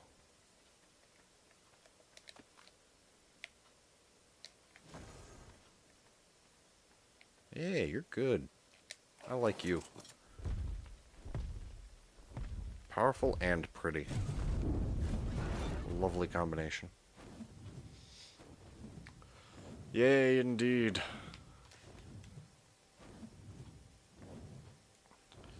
Mantis has been...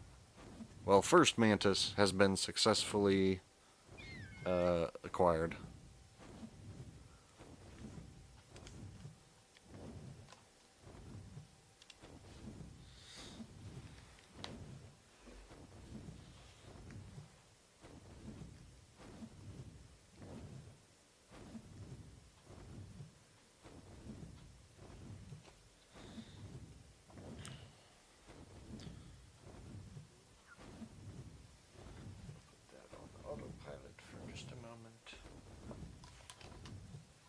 Grab a tissue and clean out my itchy ear.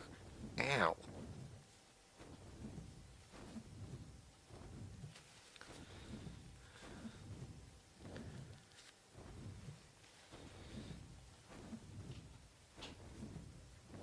I do. It's at 4x. For some reason, though, Dododex isn't accurate. It said that I would have needed 4 Deathworm horns. but I only needed 2. I don't know why.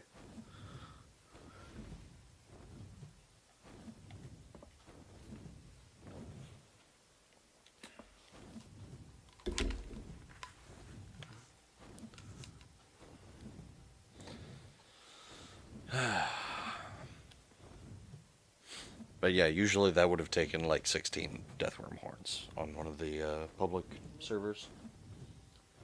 You only need half.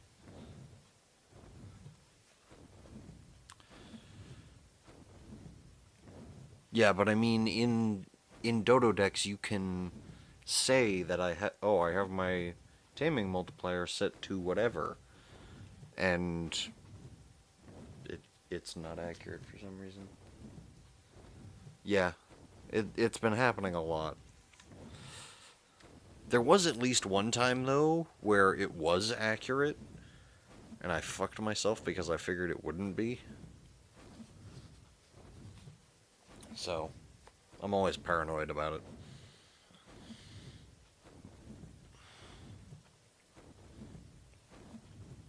And it's especially weird because it was accurate at one point. This is like it used to be that if you put something into Dota decks, it told you exactly what you needed without fail.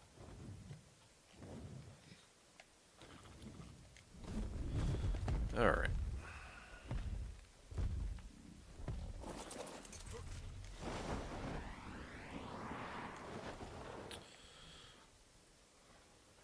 I like how you just kind of jam them into the joint.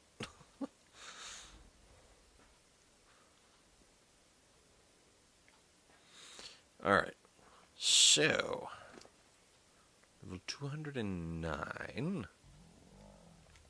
You can't use whips, so I'll take that back. What shall we name you? Our male mantis.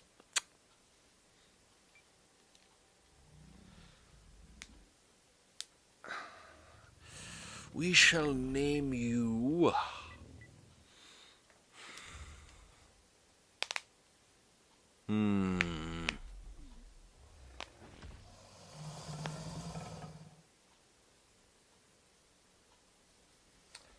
I know.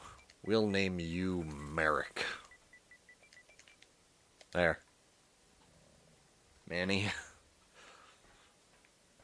No, because eventually I'm going to get a mammoth, and I'm going to name the mammoth Manny.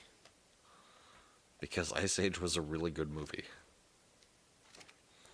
This is probably my favorite saddle, though, because you are literally standing up.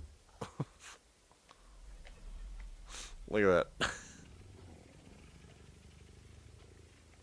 It looks so dumb.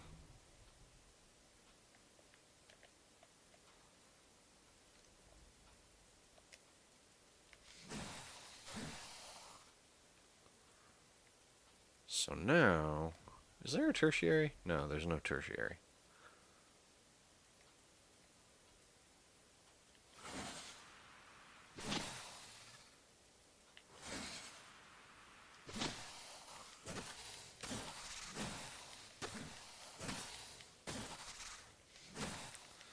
It's no Therizino, but it's pretty cool.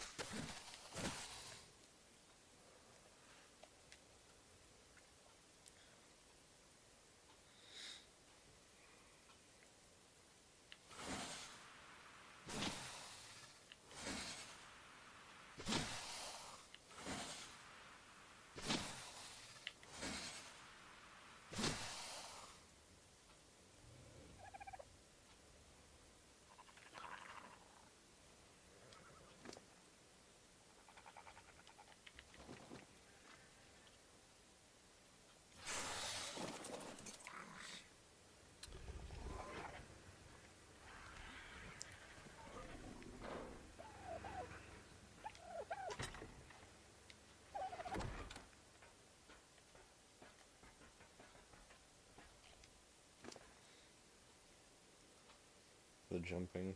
Yeah. Yeah, I call it a pounce. I've heard people call it a lunge, a jump, a glide, whatever. 4,000 raw meat, oh yes.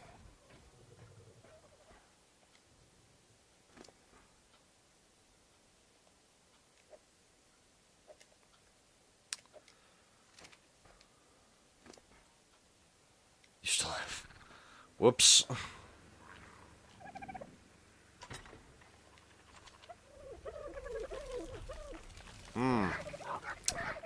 Some of my critters were a bit hungry, it seems.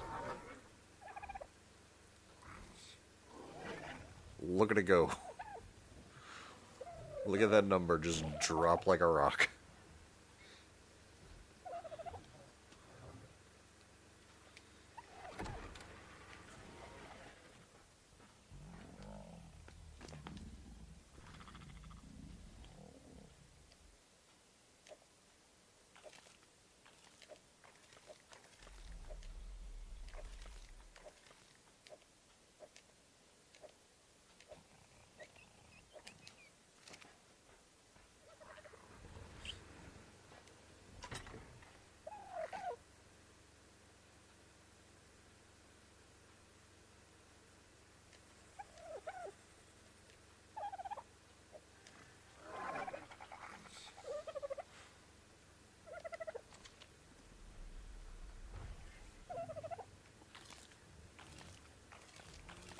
Okay.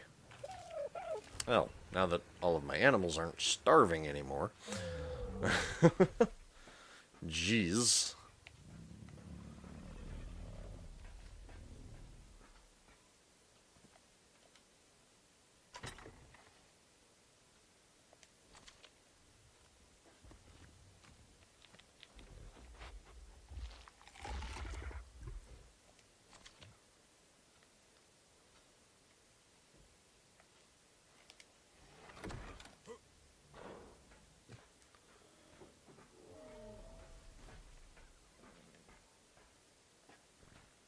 Okay, good. You are on a trough.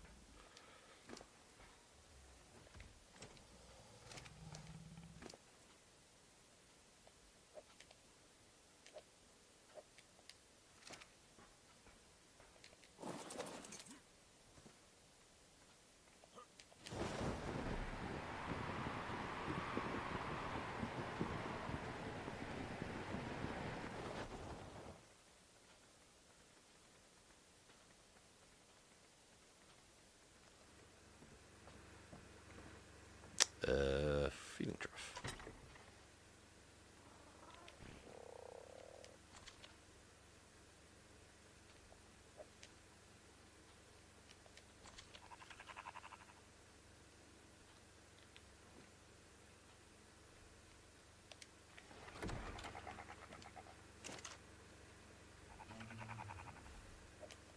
All right.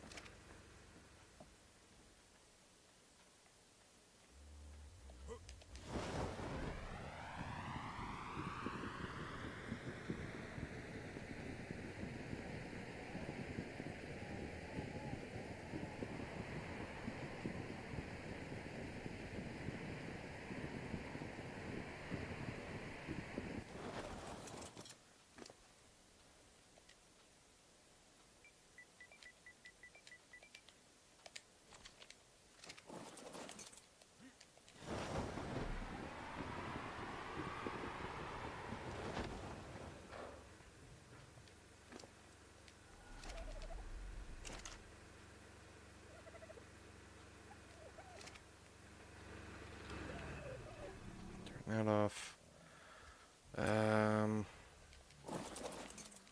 Need more stone. Need to put away all this other stuff.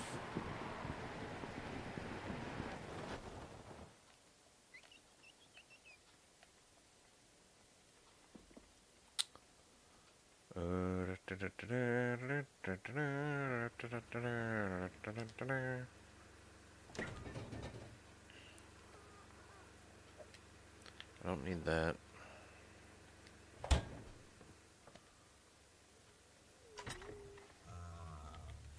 Nope.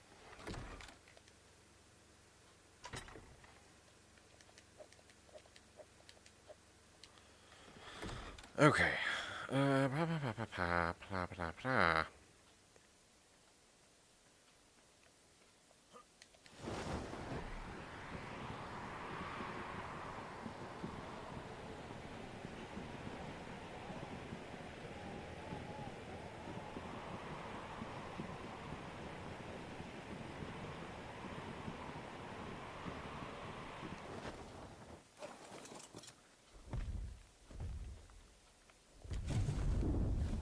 Oh, I can turn my forge back on.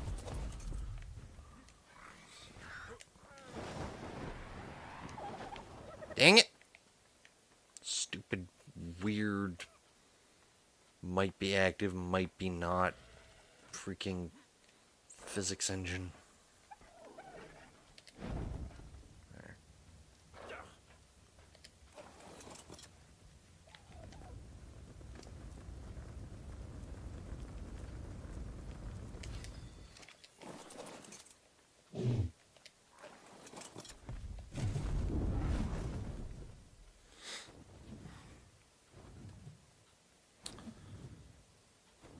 I believe there are, yes, there are some boulders up here. Excellent.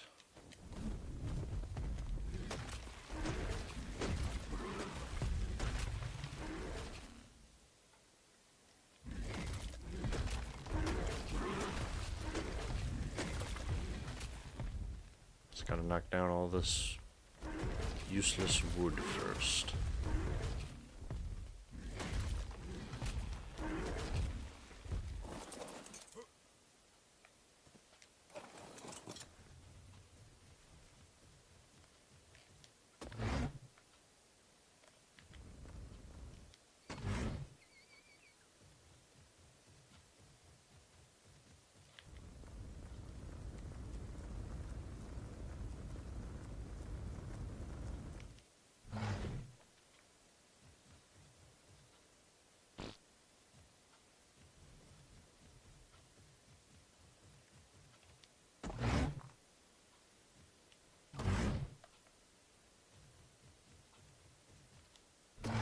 Yes.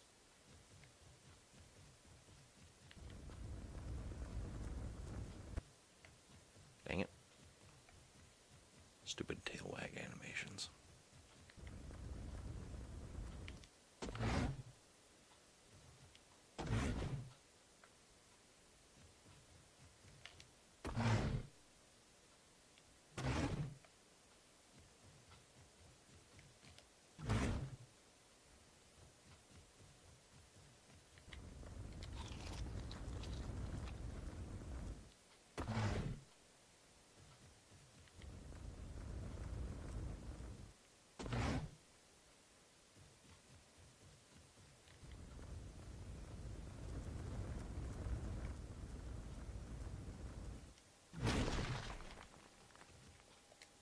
What did I just see over there?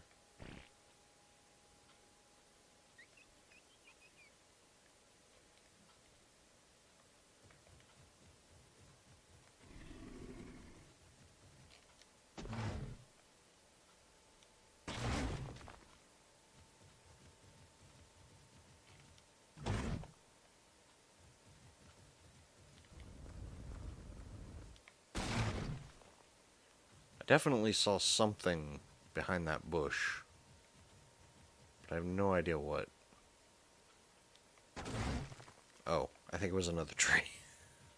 Ah! Yep, it was just more trees. Okay. Genius. Genius over here. I am a genius.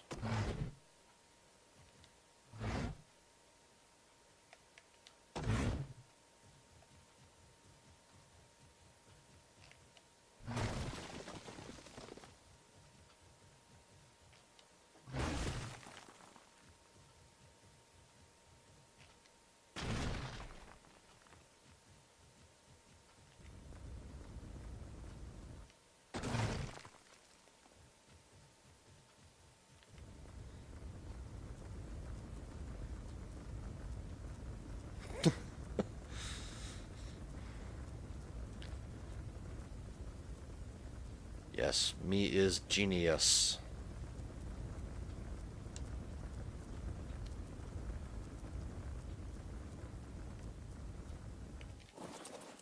Me are smart person. Me are smart person.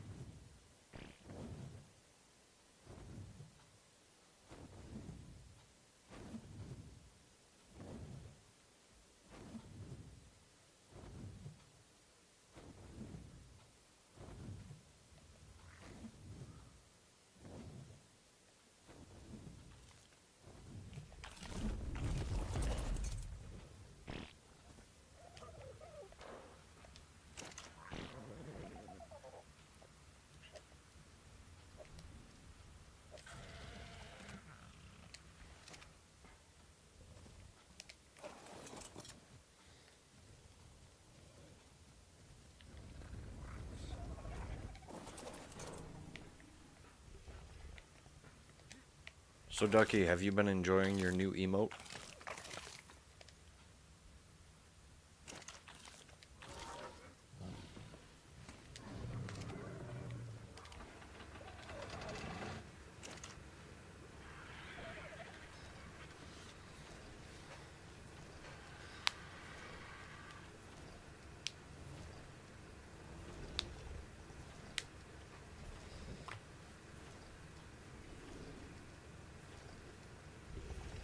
Hello, Red Eye Rider. You haven't been on Twitch much lately? But why?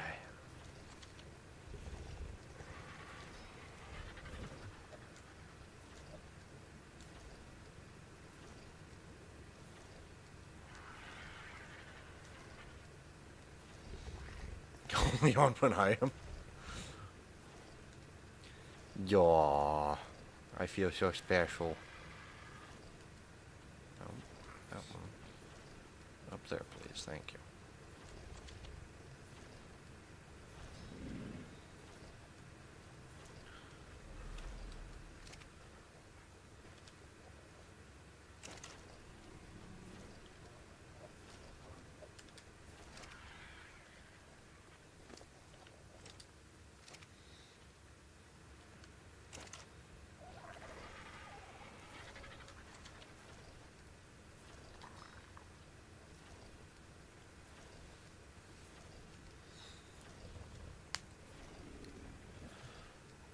Oh, I need so many resources for this base. Fortunately, once I get the floor done, things are going to be... things are going to go much faster, because the floor is by far the most expensive part of this whole spiel. Oh, Megatherium?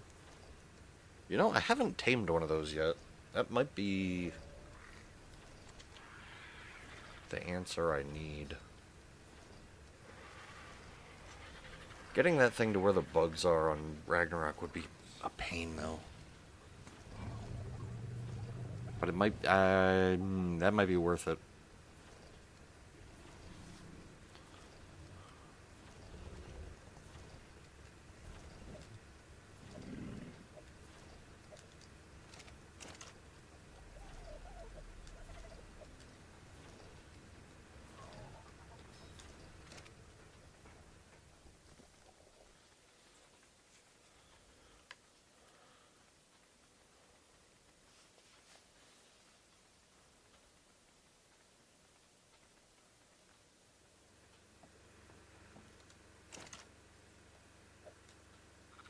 What am I doing?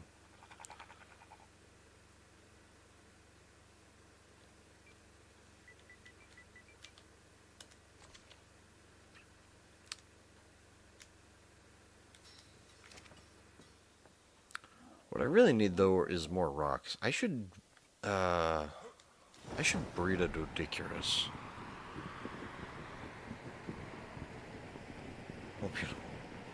Well, I'm in single player, so lagging out isn't really an issue for me. Getting a Quetzal, on the other hand, well, that's quite difficult. Oh, look at all the metal.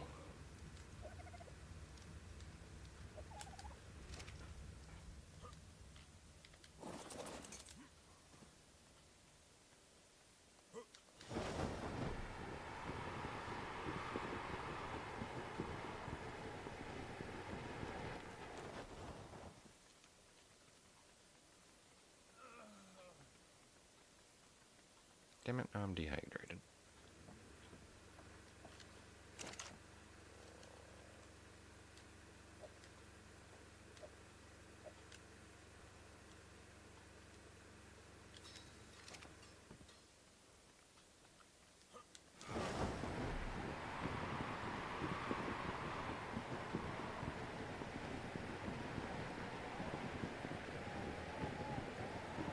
Shoot it from Griffin back? You can use weapons while piloting a Griffin?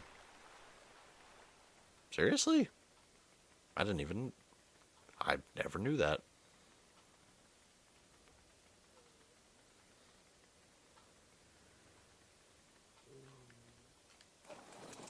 Oh. So you can. Well then.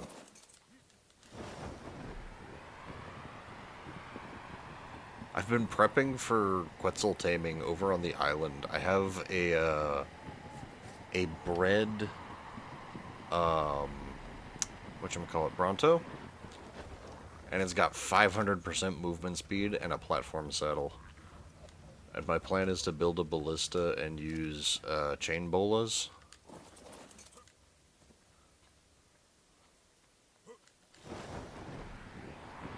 I think 500% movement speed on a Bronto is enough to keep up with the Quetz anyway.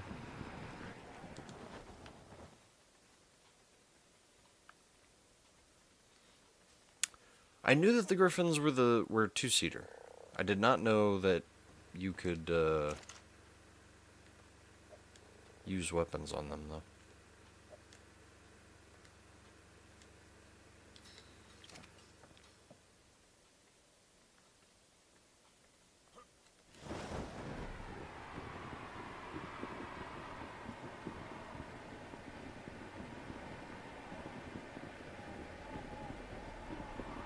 That's a very useful piece of information. I appreciate it, sir.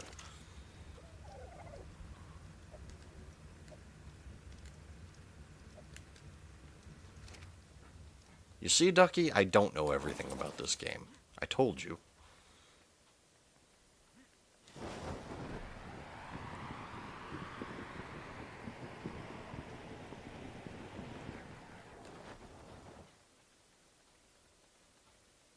Well, it's just me in here, so I'm the only person that needs to be capable of doing stuff.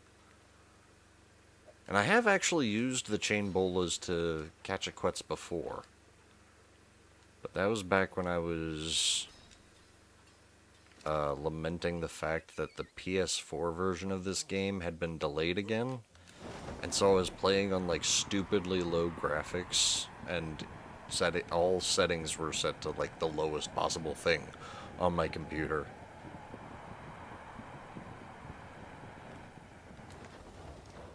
So I've done it before. I know it works.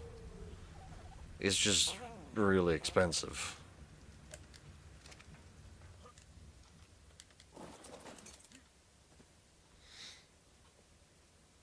Nice.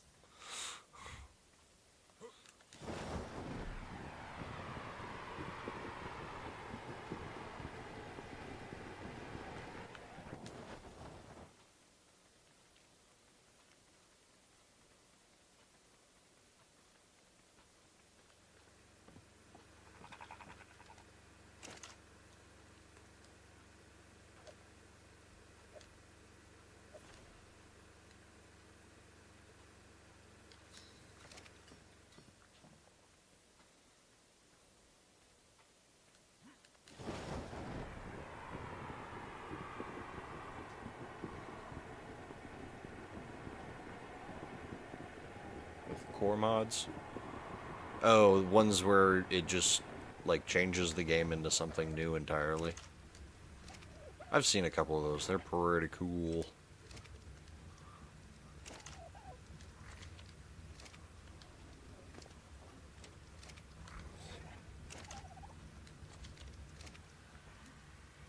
Fortunately, I love the base game sufficiently that I can play it in single player for over a year and still not be bored.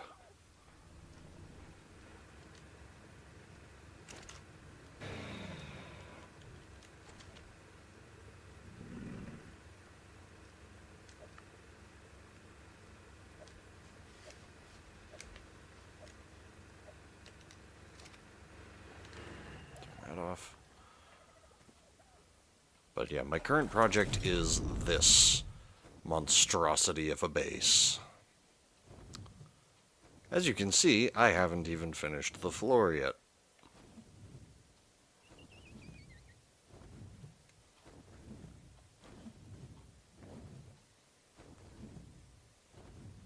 It's difficulty level 50.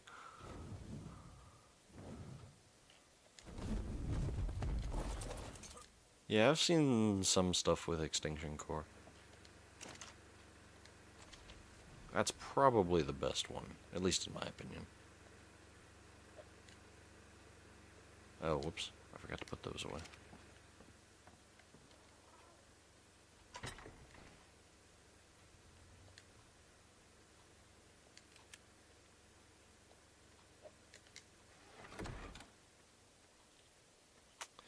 We're gonna have to go out later and get more mantises.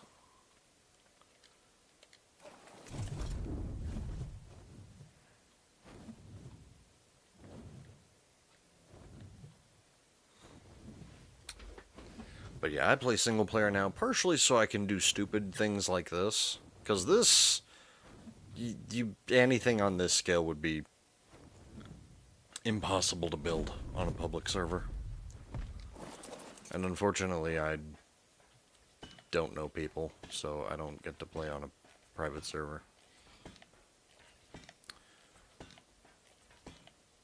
And to a certain extent, I enjoy being able to stop the game timer when I log off, and I don't need to worry about whether or not things are going to starve just because I decided to go play something else for a day.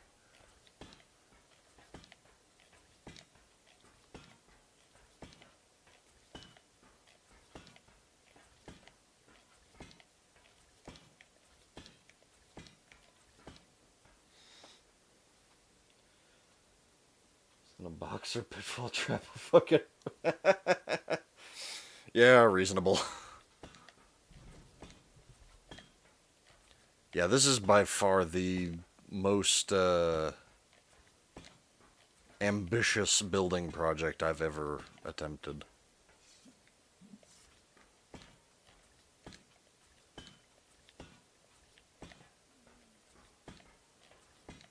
And I started this, like, what now, 2-3 months ago, Ducky? Something like that? It's the end of May now. I think I started this sometime in March.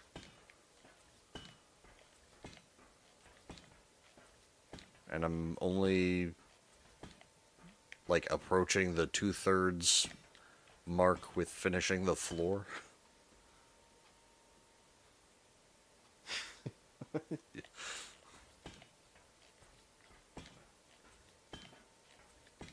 Hey, I did another section. Yeah, like this space here, this one, this is going to be a courtyard just so I don't have to fill in the entire thing with foundations. Sarge and Ricky.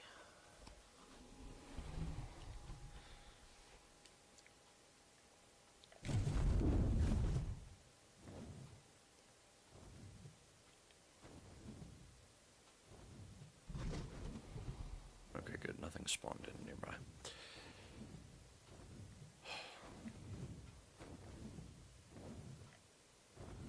It's coming along, though. I've definitely passed the halfway point on finishing the floor, at least.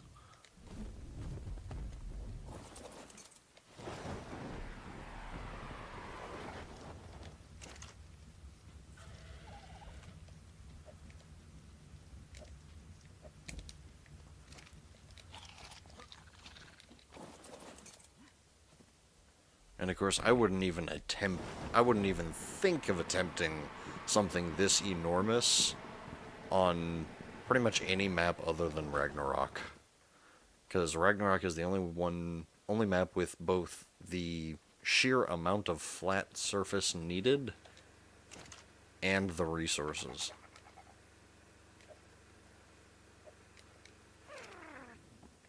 Oh. You got a thing, Jasmine? What's gonna happen? What's gonna happen, Jasmine?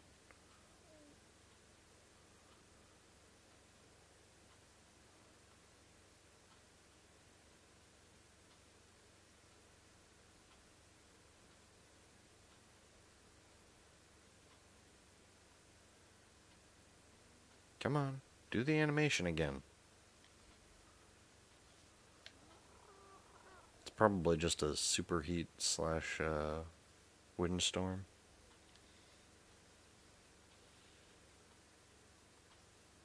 Oh, dude, the fact that this game doesn't have digging is one of my biggest disappointments. Like, it's not a deal breaker by any means, but the fact that you can't terraform at all kind of ruins your building prospects on the island especially. But like all of this here is just completely useless for building, basically. That's part of the reason I really like Ragnarok, is because it has huge flat spaces like this one. Okay. And I pulled everything off of you? Good.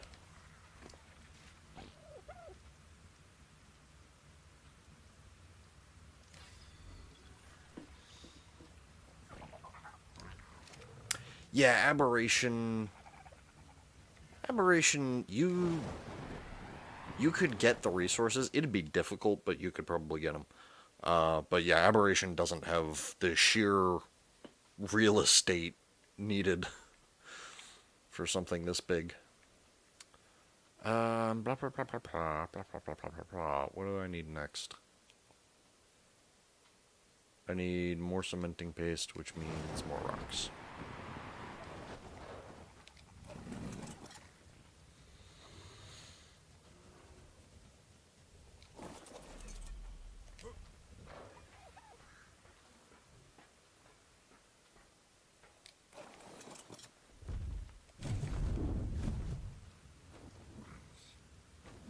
Dang it. I'm stuck.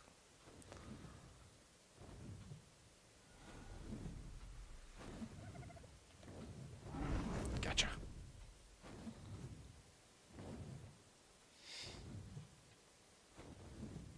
70, 75...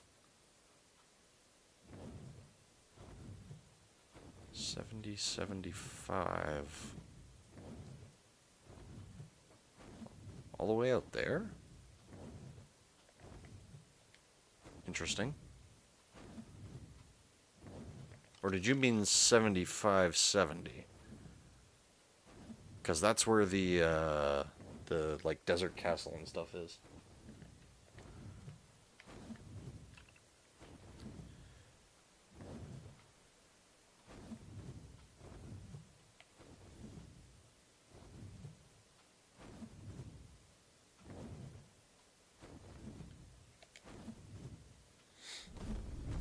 Ab has the most metal?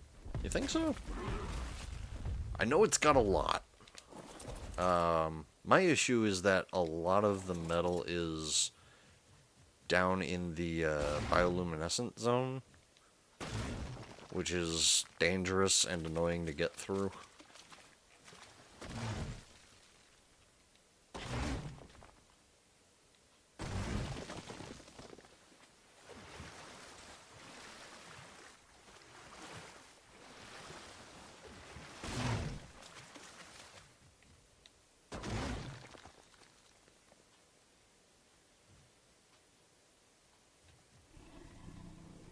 Oh yeah, there's obsidian everywhere. It's great.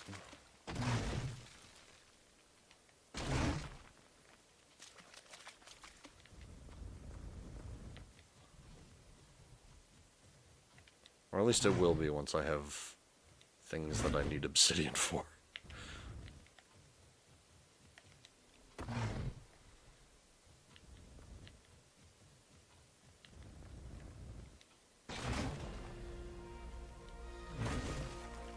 Okay, so you did build a desert castle. That's what I thought.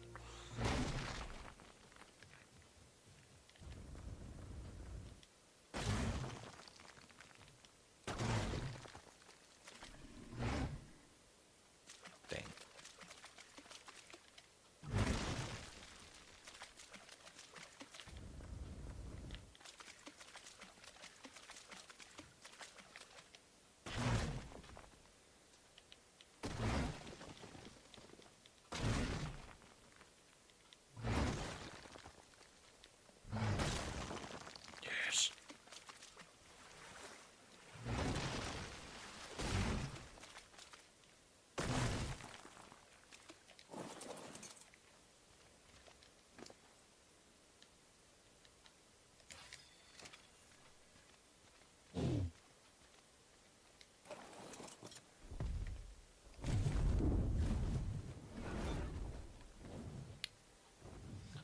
Hello, Pro Gaming. How are you?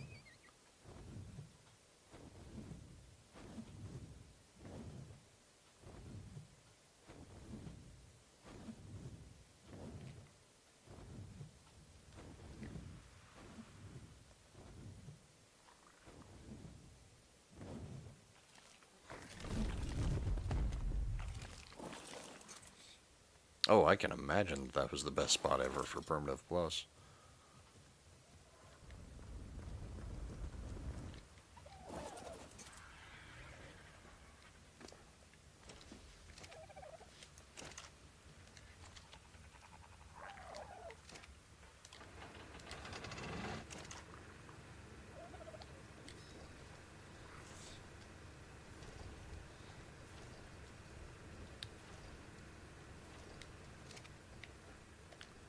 Actually, you know what? I'm gonna show you something. I found...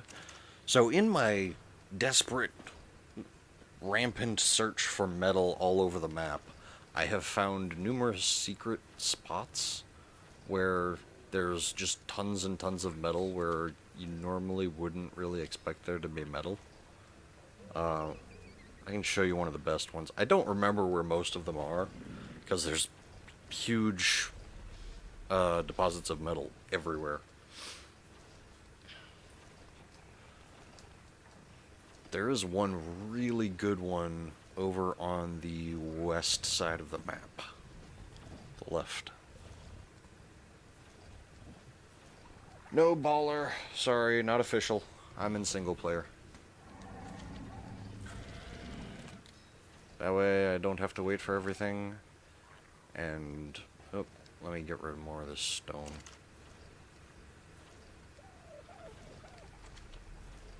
There we go. And somewhat more importantly, so I can create stupidly, ridiculously huge builds like this.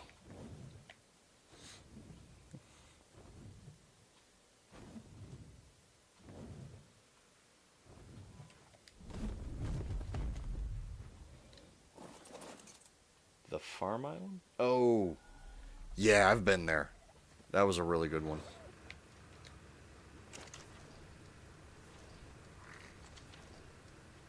That one's a little annoying, though, because you can't get... there's several nodes down there that you can't get with an Anki,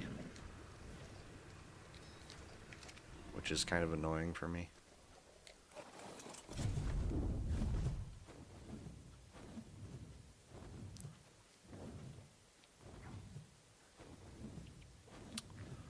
But let me show you... It's actually this way. There's a spot over on the west side shore that's got a whole bunch of metal in it. It's all very easily accessed. Actually, it'll be good to go down here because it may have respawned by now. It's been a while since I cleared it out.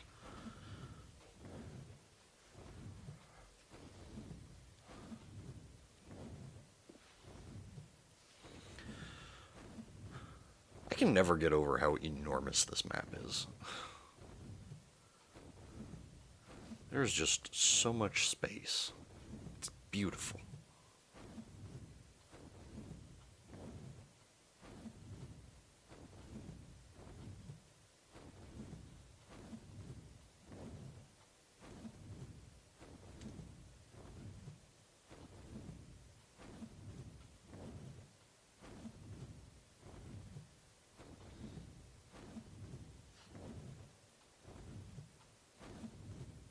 Oh, on the farm island? Yeah. I can see why. It's very pretty. Also, I don't think any predators spawn down there.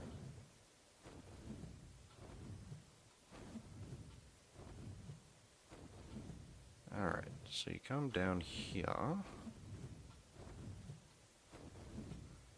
You go along this wall. Yep, looks like it is still open, which means the metal still hasn't respawned.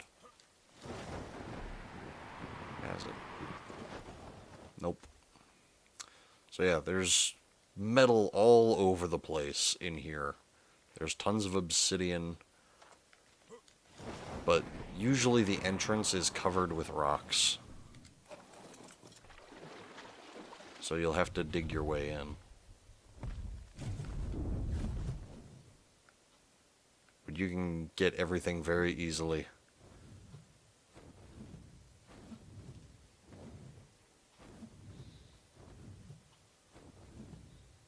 Crystal Isles are 4 times big. Oh my god! See, now that might be a little too big for my taste.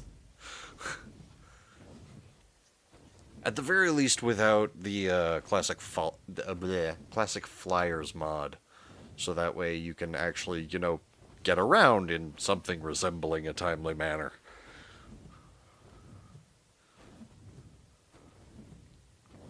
Also, if you go through the canyon here, all of the pillars in the next area past this bridge, pretty much every single one of them has a ton of metal on top of it.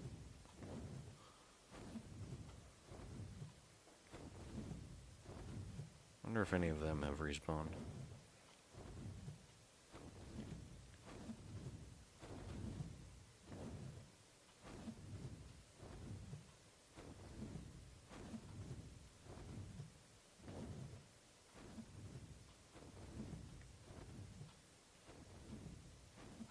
Ooh, there's some metal right here, actually. That's nice.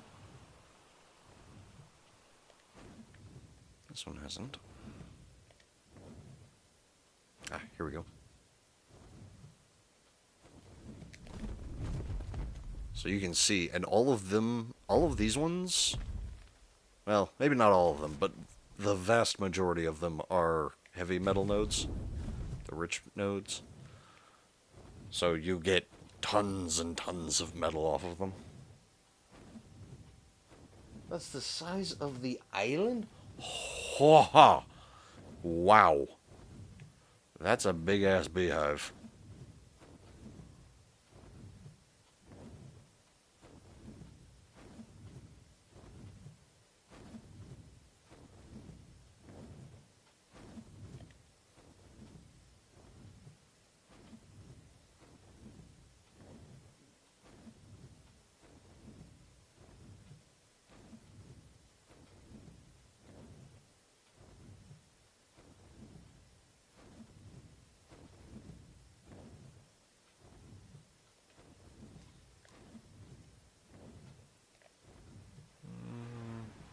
Yeah, I'll skip the desert drop run tonight.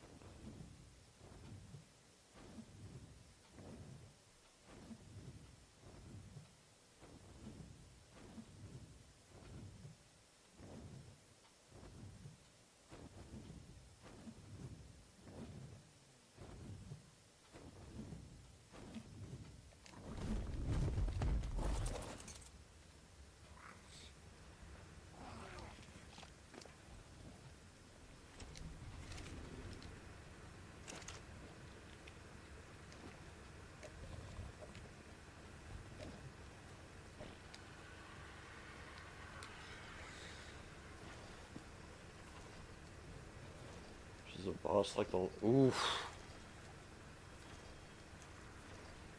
I'll be honest, I don't want to fight that boss. I do not want to fight a Queen Bee boss. No, thank you. that, that sounds awful.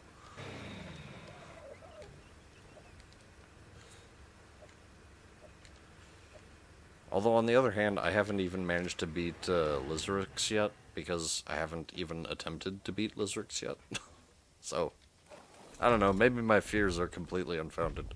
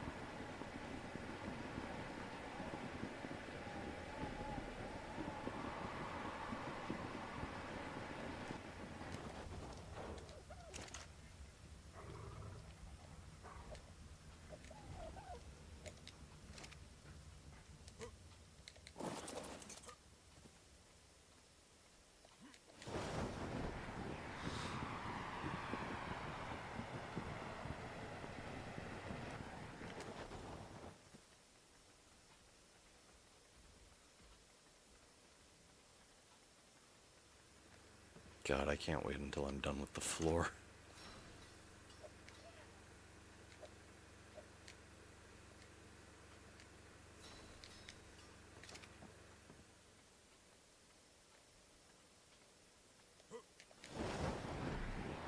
It's gonna feel so good once this floor is finished.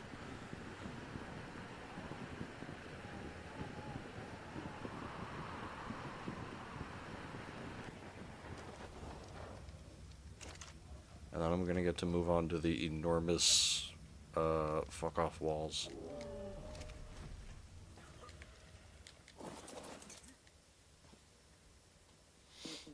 Just wish it played some original Donkey Kong music. That's reasonable.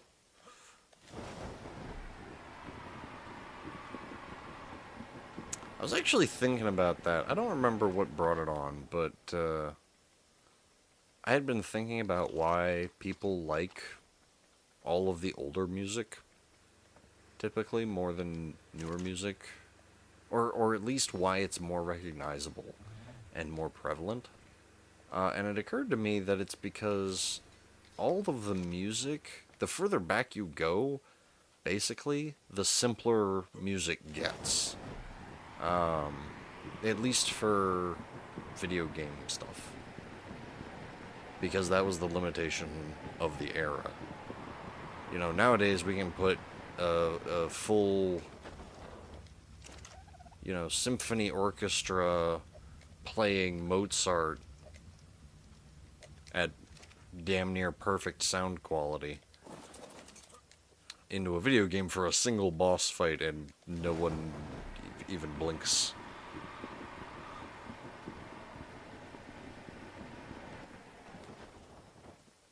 But back then you had to be very simplistic with how you made your music. So everyone ended up making, I should say, you know, these very easy to remember melodies.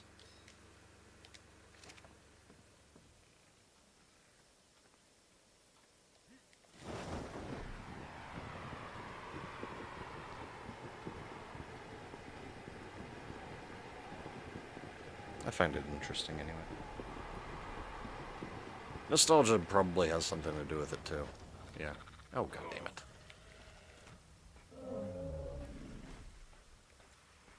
But I found the trait of simplicity is not an all-encompassing factor. Like, it doesn't always happen, but it is a very common factor in a lot of the more popular tracks from more recent games as well.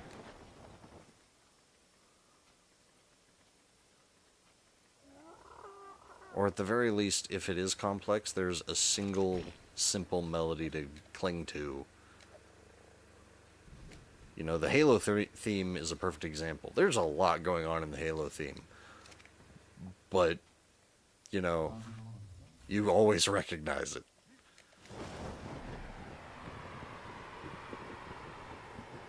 And it's very easy to think of it. You know, it doesn't take a lot of effort.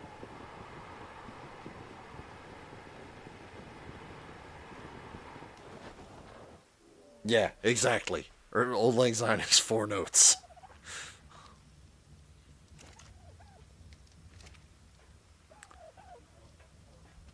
Okay, I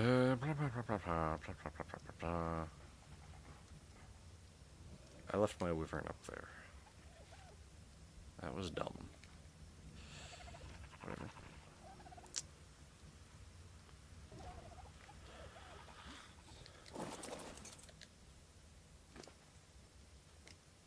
Nine levels.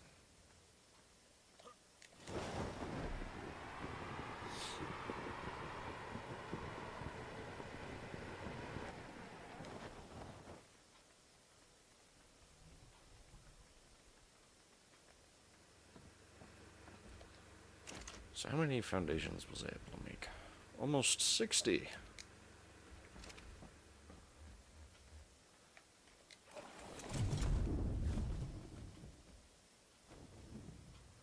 That's not gonna get me much coverage, but let's see what it looks like. I'll do this one in the back next. Partially because I think it's smaller than the other one. Partially because it's farther away.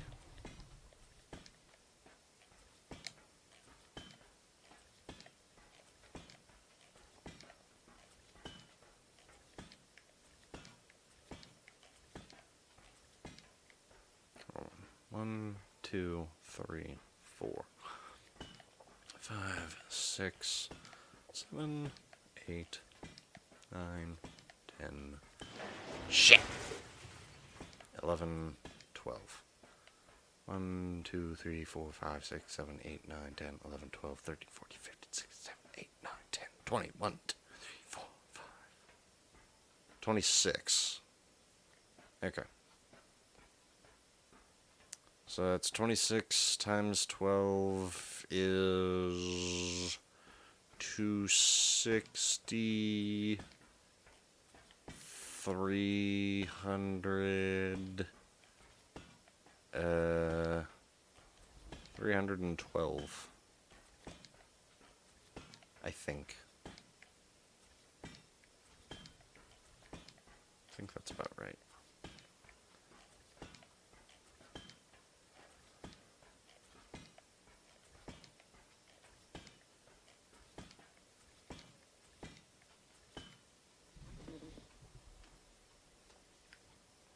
A lot of soul out of those notes on the pipes.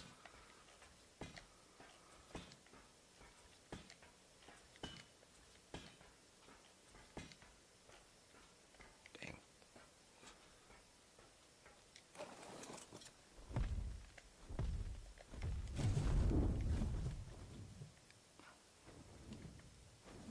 Yeah, at the end of the day, quality of music often depends upon the people playing it.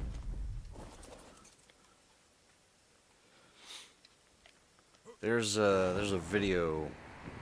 It's if you've never heard of TED Talks, it's basically people who are more or less experts in their field. Not always, but usually it's an expert of their field. Talking about some interesting aspect of their particular profession. And there was one that I found, and it was titled "The Ugliest Music in the World." And they were talking about how sonar is designed by basically taking sounds that do not repeat. And they do a far better job of explaining it, but basically they made a piece of music that never repeated. The key changed in every measure, the notes for every measure changed, the time for every measure changed. So, like, it was 4/4, then it was 3/4, then it was 2/4, then it was 3/3, you know, etc.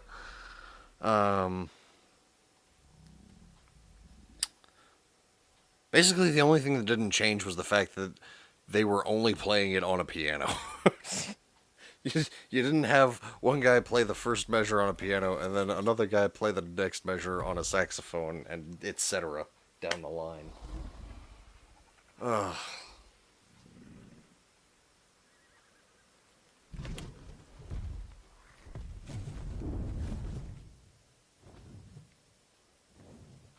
Oh. It's so beautiful. I can't wait to get onto this enormous blank space in the middle. that's that's gonna take me a month just to do that. Whales music would look and sound. Dude.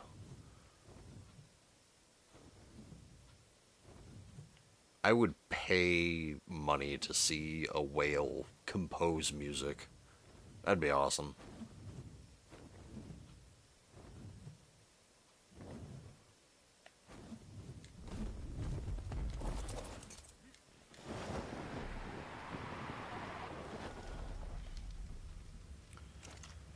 How's this going? Alright, I'm gonna turn this off for now, because I'm gonna be... we're gonna make this the end of the stream. And as I have decided to begin doing, we are going to end the stream with some appropriate reading. I forgot to change back. Hold on. I need to change my armor back first. I need my hillbilly outfit.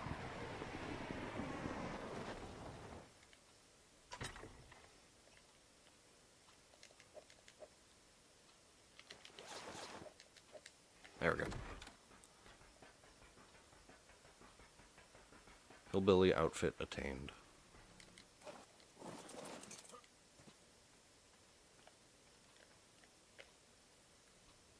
Yes.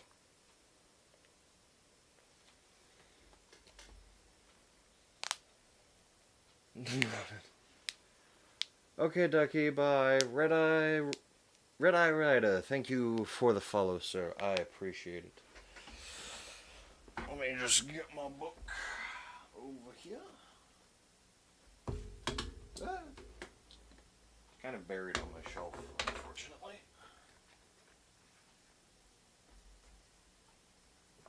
There we go. You're not gonna stick around for the story, Ducky?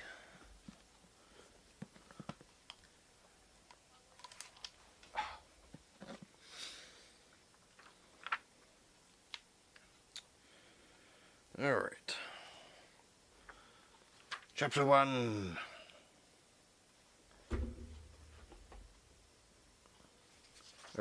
Part 1, Chapter 1 of Jurassic Park. Mike Bowman whistled cheerfully as he drove the Land Rover through the Cabo Blanco Biological Reserve on the west coast of Costa Rica. It was a beautiful morning in July, and the road before him was spectacular, hugging the edge of a cliff, overlooking the jungle and the blue Pacific. According to the guidebooks, Cabo Blanco was unspoiled wilderness, almost a paradise. Seeing it now made Bowman feel as if the vacation was back on track. Bowman, a 36-year-old real estate developer from Dallas, had come to Costa Rica with his wife and daughter for a 2-week holiday. The trip had actually been his wife's idea. For weeks, Ellen had filled his ear about the wonderful national parks of Costa Rica and how good it would be for Tina to see them. Then, when they arrived, it turned out Ellen had an appointment to see a plastic surgeon in San Jose. That was the first Mike Bowman had heard about the excellent and inexpensive plastic surgery available in Costa Rica, and all the luxurious private clinics in San Jose. Of course, they'd had a huge fight. Mike felt she'd lied to him, and she had, and he put his foot down about this plastic surgery business. Anyway, it was ridiculous. Ellen was only 30, and she was a beautiful woman. Hell, she'd been homecoming queen her senior year at Rice, and that was not even 10 years earlier. But Ellen tended to be insecure and worried, and it seemed as if in recent years she had mostly worried about losing her looks. That, and everything else. The Land Rover bounced in a pothole, splashing mud. Seated beside him, Ellen said, "Mike, are you sure this is the right road? We haven't seen any other people for hours." "There was another car 15 minutes ago," he reminded her. "Remember, the blue one? Going the other way." "Darling, you wanted a deserted beach," he said, "and that's what you're going to get."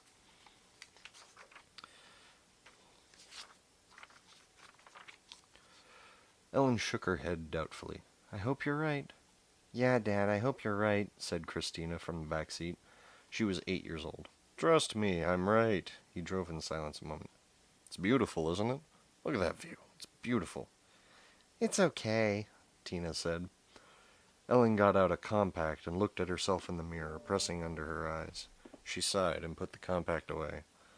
The road began to descend, and Mike Bowman concentrated on driving. Suddenly, a small black shape flashed across the road, and Tina shrieked, "Look! Look!"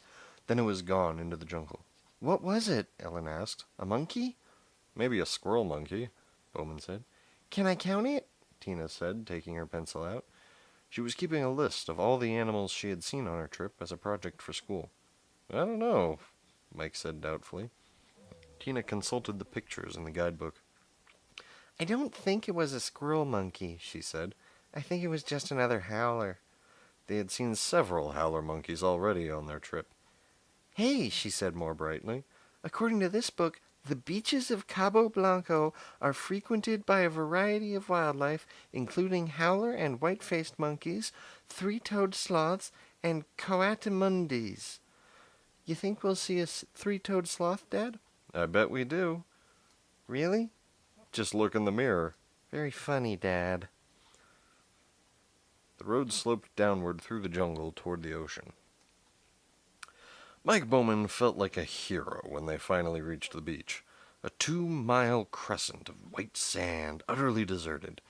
He parked the Land Rover in the shade of the palm trees that fringed the beach and got out the box lunches. Ellen changed into her bathing suit, saying, "Honestly, I don't know how I'm going to get this weight off." "You look great, hon." Actually, he felt that she was too thin, but he had learned not to mention that. Tina was already running down the beach. "Don't forget you need your sunscreen," Ellen called. "Later," Tina shouted over her shoulder. "I'm going to see if there's a sloth." Ellen Bowman looked around at the beach and the trees. "You think she's all right?" "Honey, there's nobody here for miles," Mike said. "What about snakes?" "Oh, for God's sake," Mike Bowman said. "There's no snakes on a beach." "Well, there might be." "Honey," he said firmly, "snakes are cold-blooded. They're reptiles. They can't control their body temperature. It's 90 degrees on that sand. If a snake came out, it'd be cooked. Believe me, there's no snakes on the beach." He watched his daughter scampering down the beach, a dark spot on the white sand. "Let her go. Let her have a good time." He put his arm around his wife's waist. Tina ran until she was exhausted, and then she threw herself down on the sand and gleefully rolled to the water's edge. The ocean was warm, and there was hardly any surf at all. She sat for a while, catching her breath, and then she looked back toward her parents and the car to see how far she had come. Her mother waved, beckoning her to return. Tina waved back cheerfully, pretending she didn't understand. Tina didn't want to put sunscreen on, and she didn't want to go back and hear her mother talk about losing weight. She wanted to stay right here, and maybe see a sloth. Tina had seen a sloth 2 days earlier at the zoo in San Jose. It looked like a Muppets character, and it seemed harmless. In any case, it couldn't move fast. She could easily outrun it. Now her mother was calling to her, and Tina decided to move out of the sun, back from the water, to the shade of the palm trees. In this part of the beach, the palm trees overhung a gnarled tangle of mangrove roots, which blocked any attempt to penetrate inland. Tina sat in the sand and kicked the dried mangrove leaves. She noticed many bird tracks in the sand. Costa Rica was famous for its birds. The guidebook said there were 3 times as many birds in Costa Rica as in all of America and Canada. In the sand, some of the three-toed bird tracks were small, and so faint they could hardly be seen. Other tracks were large, and cut deeper into the sand. Tina was looking idly at the tracks when she heard a chirping, followed by a rustling in the mangrove thicket. Did sloths make a chirping sound? Tina didn't think so, but she wasn't sure. The chirping was probably some ocean bird. She waited quietly, not moving, hearing the rustling again, and finally she saw the source of the sounds. A few yards away, a lizard emerged from the mangrove roots and peered at her. Tina held her breath. A new animal for her list. The lizard stood up on its hind legs, balancing on its thick tail, and stared at her. Standing like that, it was almost a foot tall, dark green with brown stripes along its back. Its tiny front legs ended in little lizard fingers that wiggled in the air. The lizard cocked its head as it looked at her. Tina thought it was cute, sort of like a big salamander. She raised her hand and wiggled her fingers back. The lizard wasn't frightened. It came toward her, walking upright on its hind legs. It was hardly bigger than a chicken, and like a chicken, it bobbed its head as it walked. Tina thought it would make a wonderful pet. She noticed that the lizard left 3-toed tracks that looked exactly like bird tracks. The lizard came closer to Tina. She kept her body still, not wanting to frighten the little animal. She was amazed that it would come so close, but she remembered that this was a national park. All the animals in the park would know that they were protected. This lizard was probably tame. Maybe it even expected her to give it some food. Unfortunately, she didn't have any. Slowly, Tina extended her hand, palm open, to show she didn't have any food. The lizard paused, cocked its head, and chirped. "Sorry," Tina said. "I just don't have anything." And then, without warning, the lizard jumped up onto her outstretched hand. Tina could feel its little toes pinching the skin of her palm, and she felt the surprising weight of the animal's body pressing her arm down. And then the lizard scrambled up her arm toward her face. "I just wish I could see her," Ellen Bowman said, squinting in the sunlight. "That's all. Just see her." "I'm sure she's fine," Mike said, picking through the box lunch packed by the hotel. There was unappetizing grilled chicken and some kind of a meat-filled pastry. Not that Ellen would eat any of it. "You don't think she'd leave the beach," Ellen said. "No, hon, I don't." "I feel so isolated here," Ellen said. "I thought that's what you wanted," Mike Bowman said. "I did." "Well then, what's the problem?" "I just wish I could see her is all," Ellen said. Then, from down the beach, carried by the wind, they heard their daughter's voice. She was screaming. Chapter 2, Punta Arenas. "I think she is quite comfortable now," Dr. Cruz said, lowering the plastic flap of the oxygen tent around Tina as she slept. Mike Bowman sat beside the bed, close to his daughter. Mike thought Dr. Cruz was probably pretty capable. He spoke excellent English, the result of training at medical centers in London and Baltimore. Dr. Cruz radiated competence, and the Clinica Santa Maria, the modern hospital in Punta Arenas, was spotless and efficient. But even so... "Hello, J. Mati. It's near the end of the stream, but please stick around. Come, and I shall read you the story of Jurassic Park." Well, one more chapter anyway.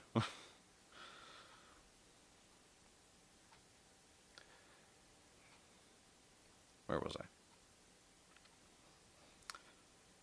There. But even so, Mike Bowman felt nervous. There was no getting around the fact that his only daughter was desperately ill and they were far from home. When Mike had first reached Tina, she was screaming hysterically. Her whole left arm was bloody, covered with a profusion of small bites, each the size of a thumbprint. And there were flecks of sticky foam on her arms, like a foamy saliva. He carried her back down the beach. Almost immediately her arm began to redden and swell. Mike would not soon forget the frantic drive back to civilization, the four-wheel drive Land Rover slipping and sliding up the muddy track into the hills while his daughter screamed in fear and pain, and her arm grew more bloated and red. Long before they reached the park boundaries, the swelling had spread to her neck, and then Tina began to have trouble breathing. "She'll be all right now?" Ellen said, staring through the plastic oxygen tent. "I believe so," Dr. Cruz said. "I've given her another dose of steroids, and her breathing is much easier. And you can see the edema in her arm is greatly reduced." Mike Bowman said, "About those bites." "We have no identification yet," the doctor said. "I myself haven't seen bites like that before, but you'll notice they are disappearing. It's already quite difficult to make them out. Fortunately, I've taken photographs for reference, and I have washed her arm to collect some samples of the sticky saliva. One for analysis here, a second to send to the labs in San Jose, and the third we'll keep frozen in case it is needed. Do you have the picture she made?" "Yes," Mike Bowman said.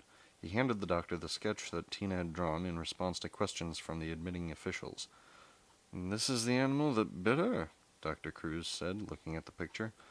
"Yes," Mike Bowman said. "She said it was a green lizard, the size of a chicken or a crow." "I don't know of such a lizard," the doctor said. "She's drawn it standing on its hind legs." "That's right," Mike Bowman said. "She said it walked on its hind legs." Dr. Cruz frowned. He stared at the picture a while longer.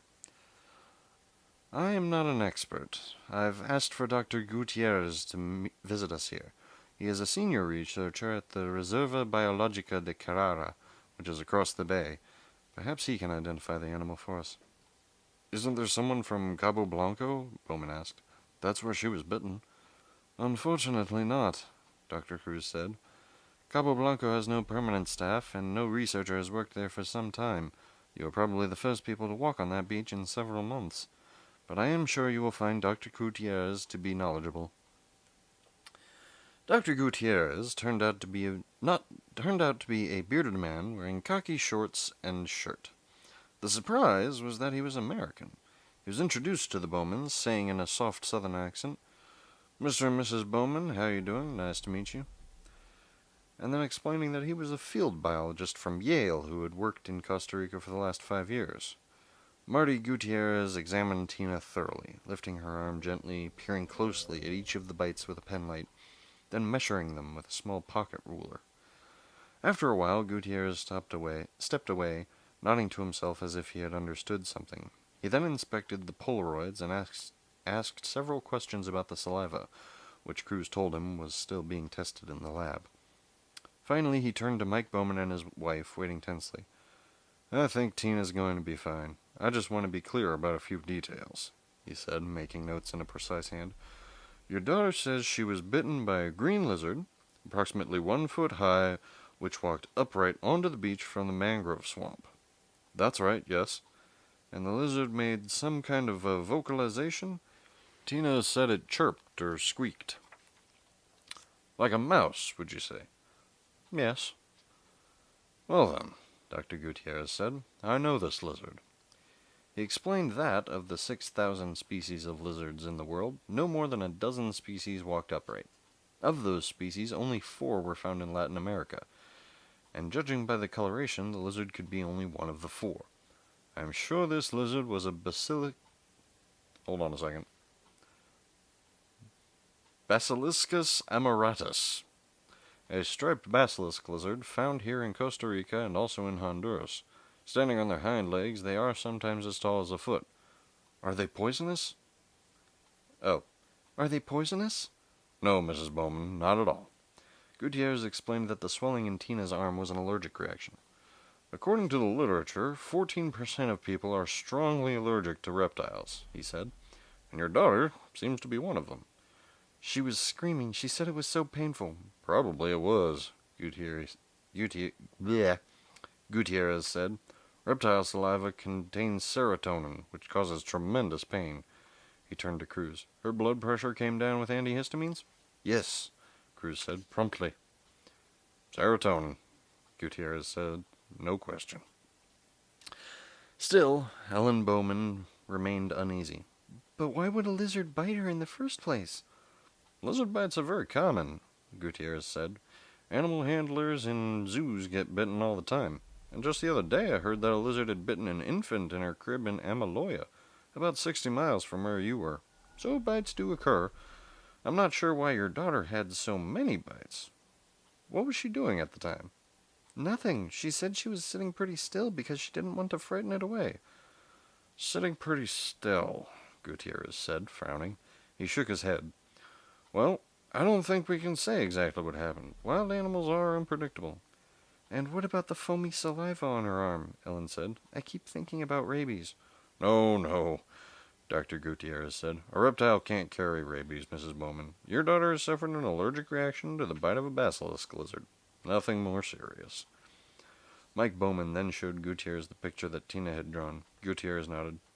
"I would accept this as a picture of a basilisk lizard," he said. "A few details are wrong, of course. The neck is much too long, and she's drawn the hind legs with only 3 toes instead of 5. The tail is too thick and raised too high. But otherwise, this is a perfectly serviceable lizard of the kind we are talking about." "But Tina specifically said the neck was long," Ellen Bowman insisted, "and she said there were 3 toes on the foot." "Tina's pretty observant," Mike Bowman said. "I'm sure she is," Gutierrez said, smiling.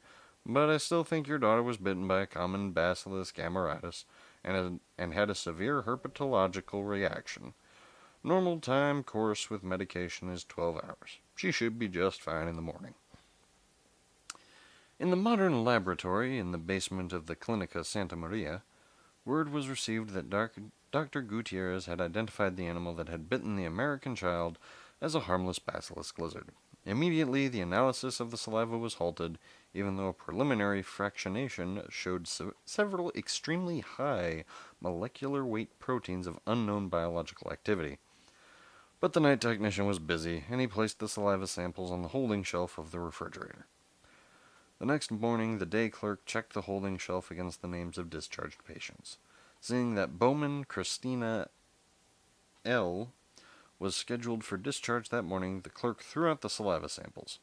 At the last moment, he noticed that one sample had the red tag, which meant that it was to be forwarded to the university lab in San Jose. He retrieved the test tube from the wastebasket and sent it on its way. "Go on, say thank you to Dr. Cruz," Ellen Bowman said, and pushed Tina forward. "Thank you, Dr. Cruz," Tina said. "I feel much better now." She reached up and shook the doctor's hand. Then she said, "You have a different shirt." For a moment, Dr. Cruz looked perplexed. Then he smiled. "That's right, Tina. When I work all night at the hospital, in the morning I change my shirt." "But not your tie?" "No, just my shirt." Ellen Bowman said, "Mike told you she's observant." "She certainly is." Dr. Cruz smiled and shook the little girl's hand gravely.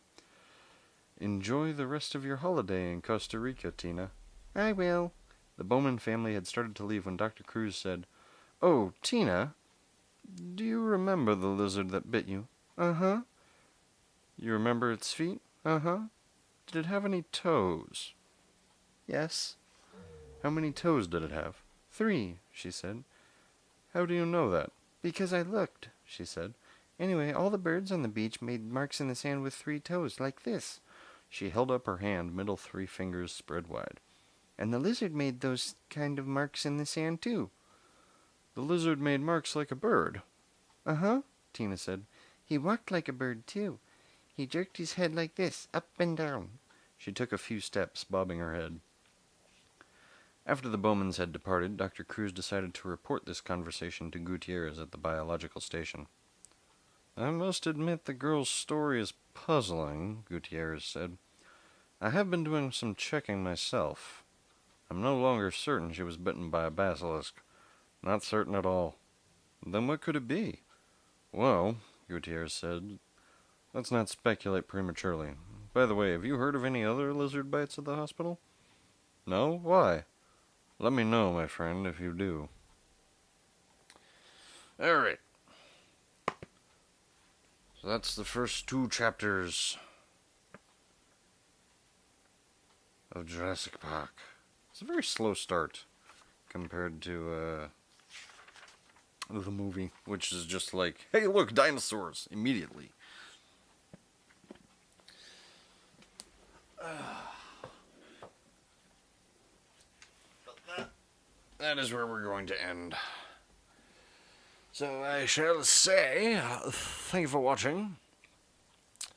Farewell, and don't forget to praise the sun.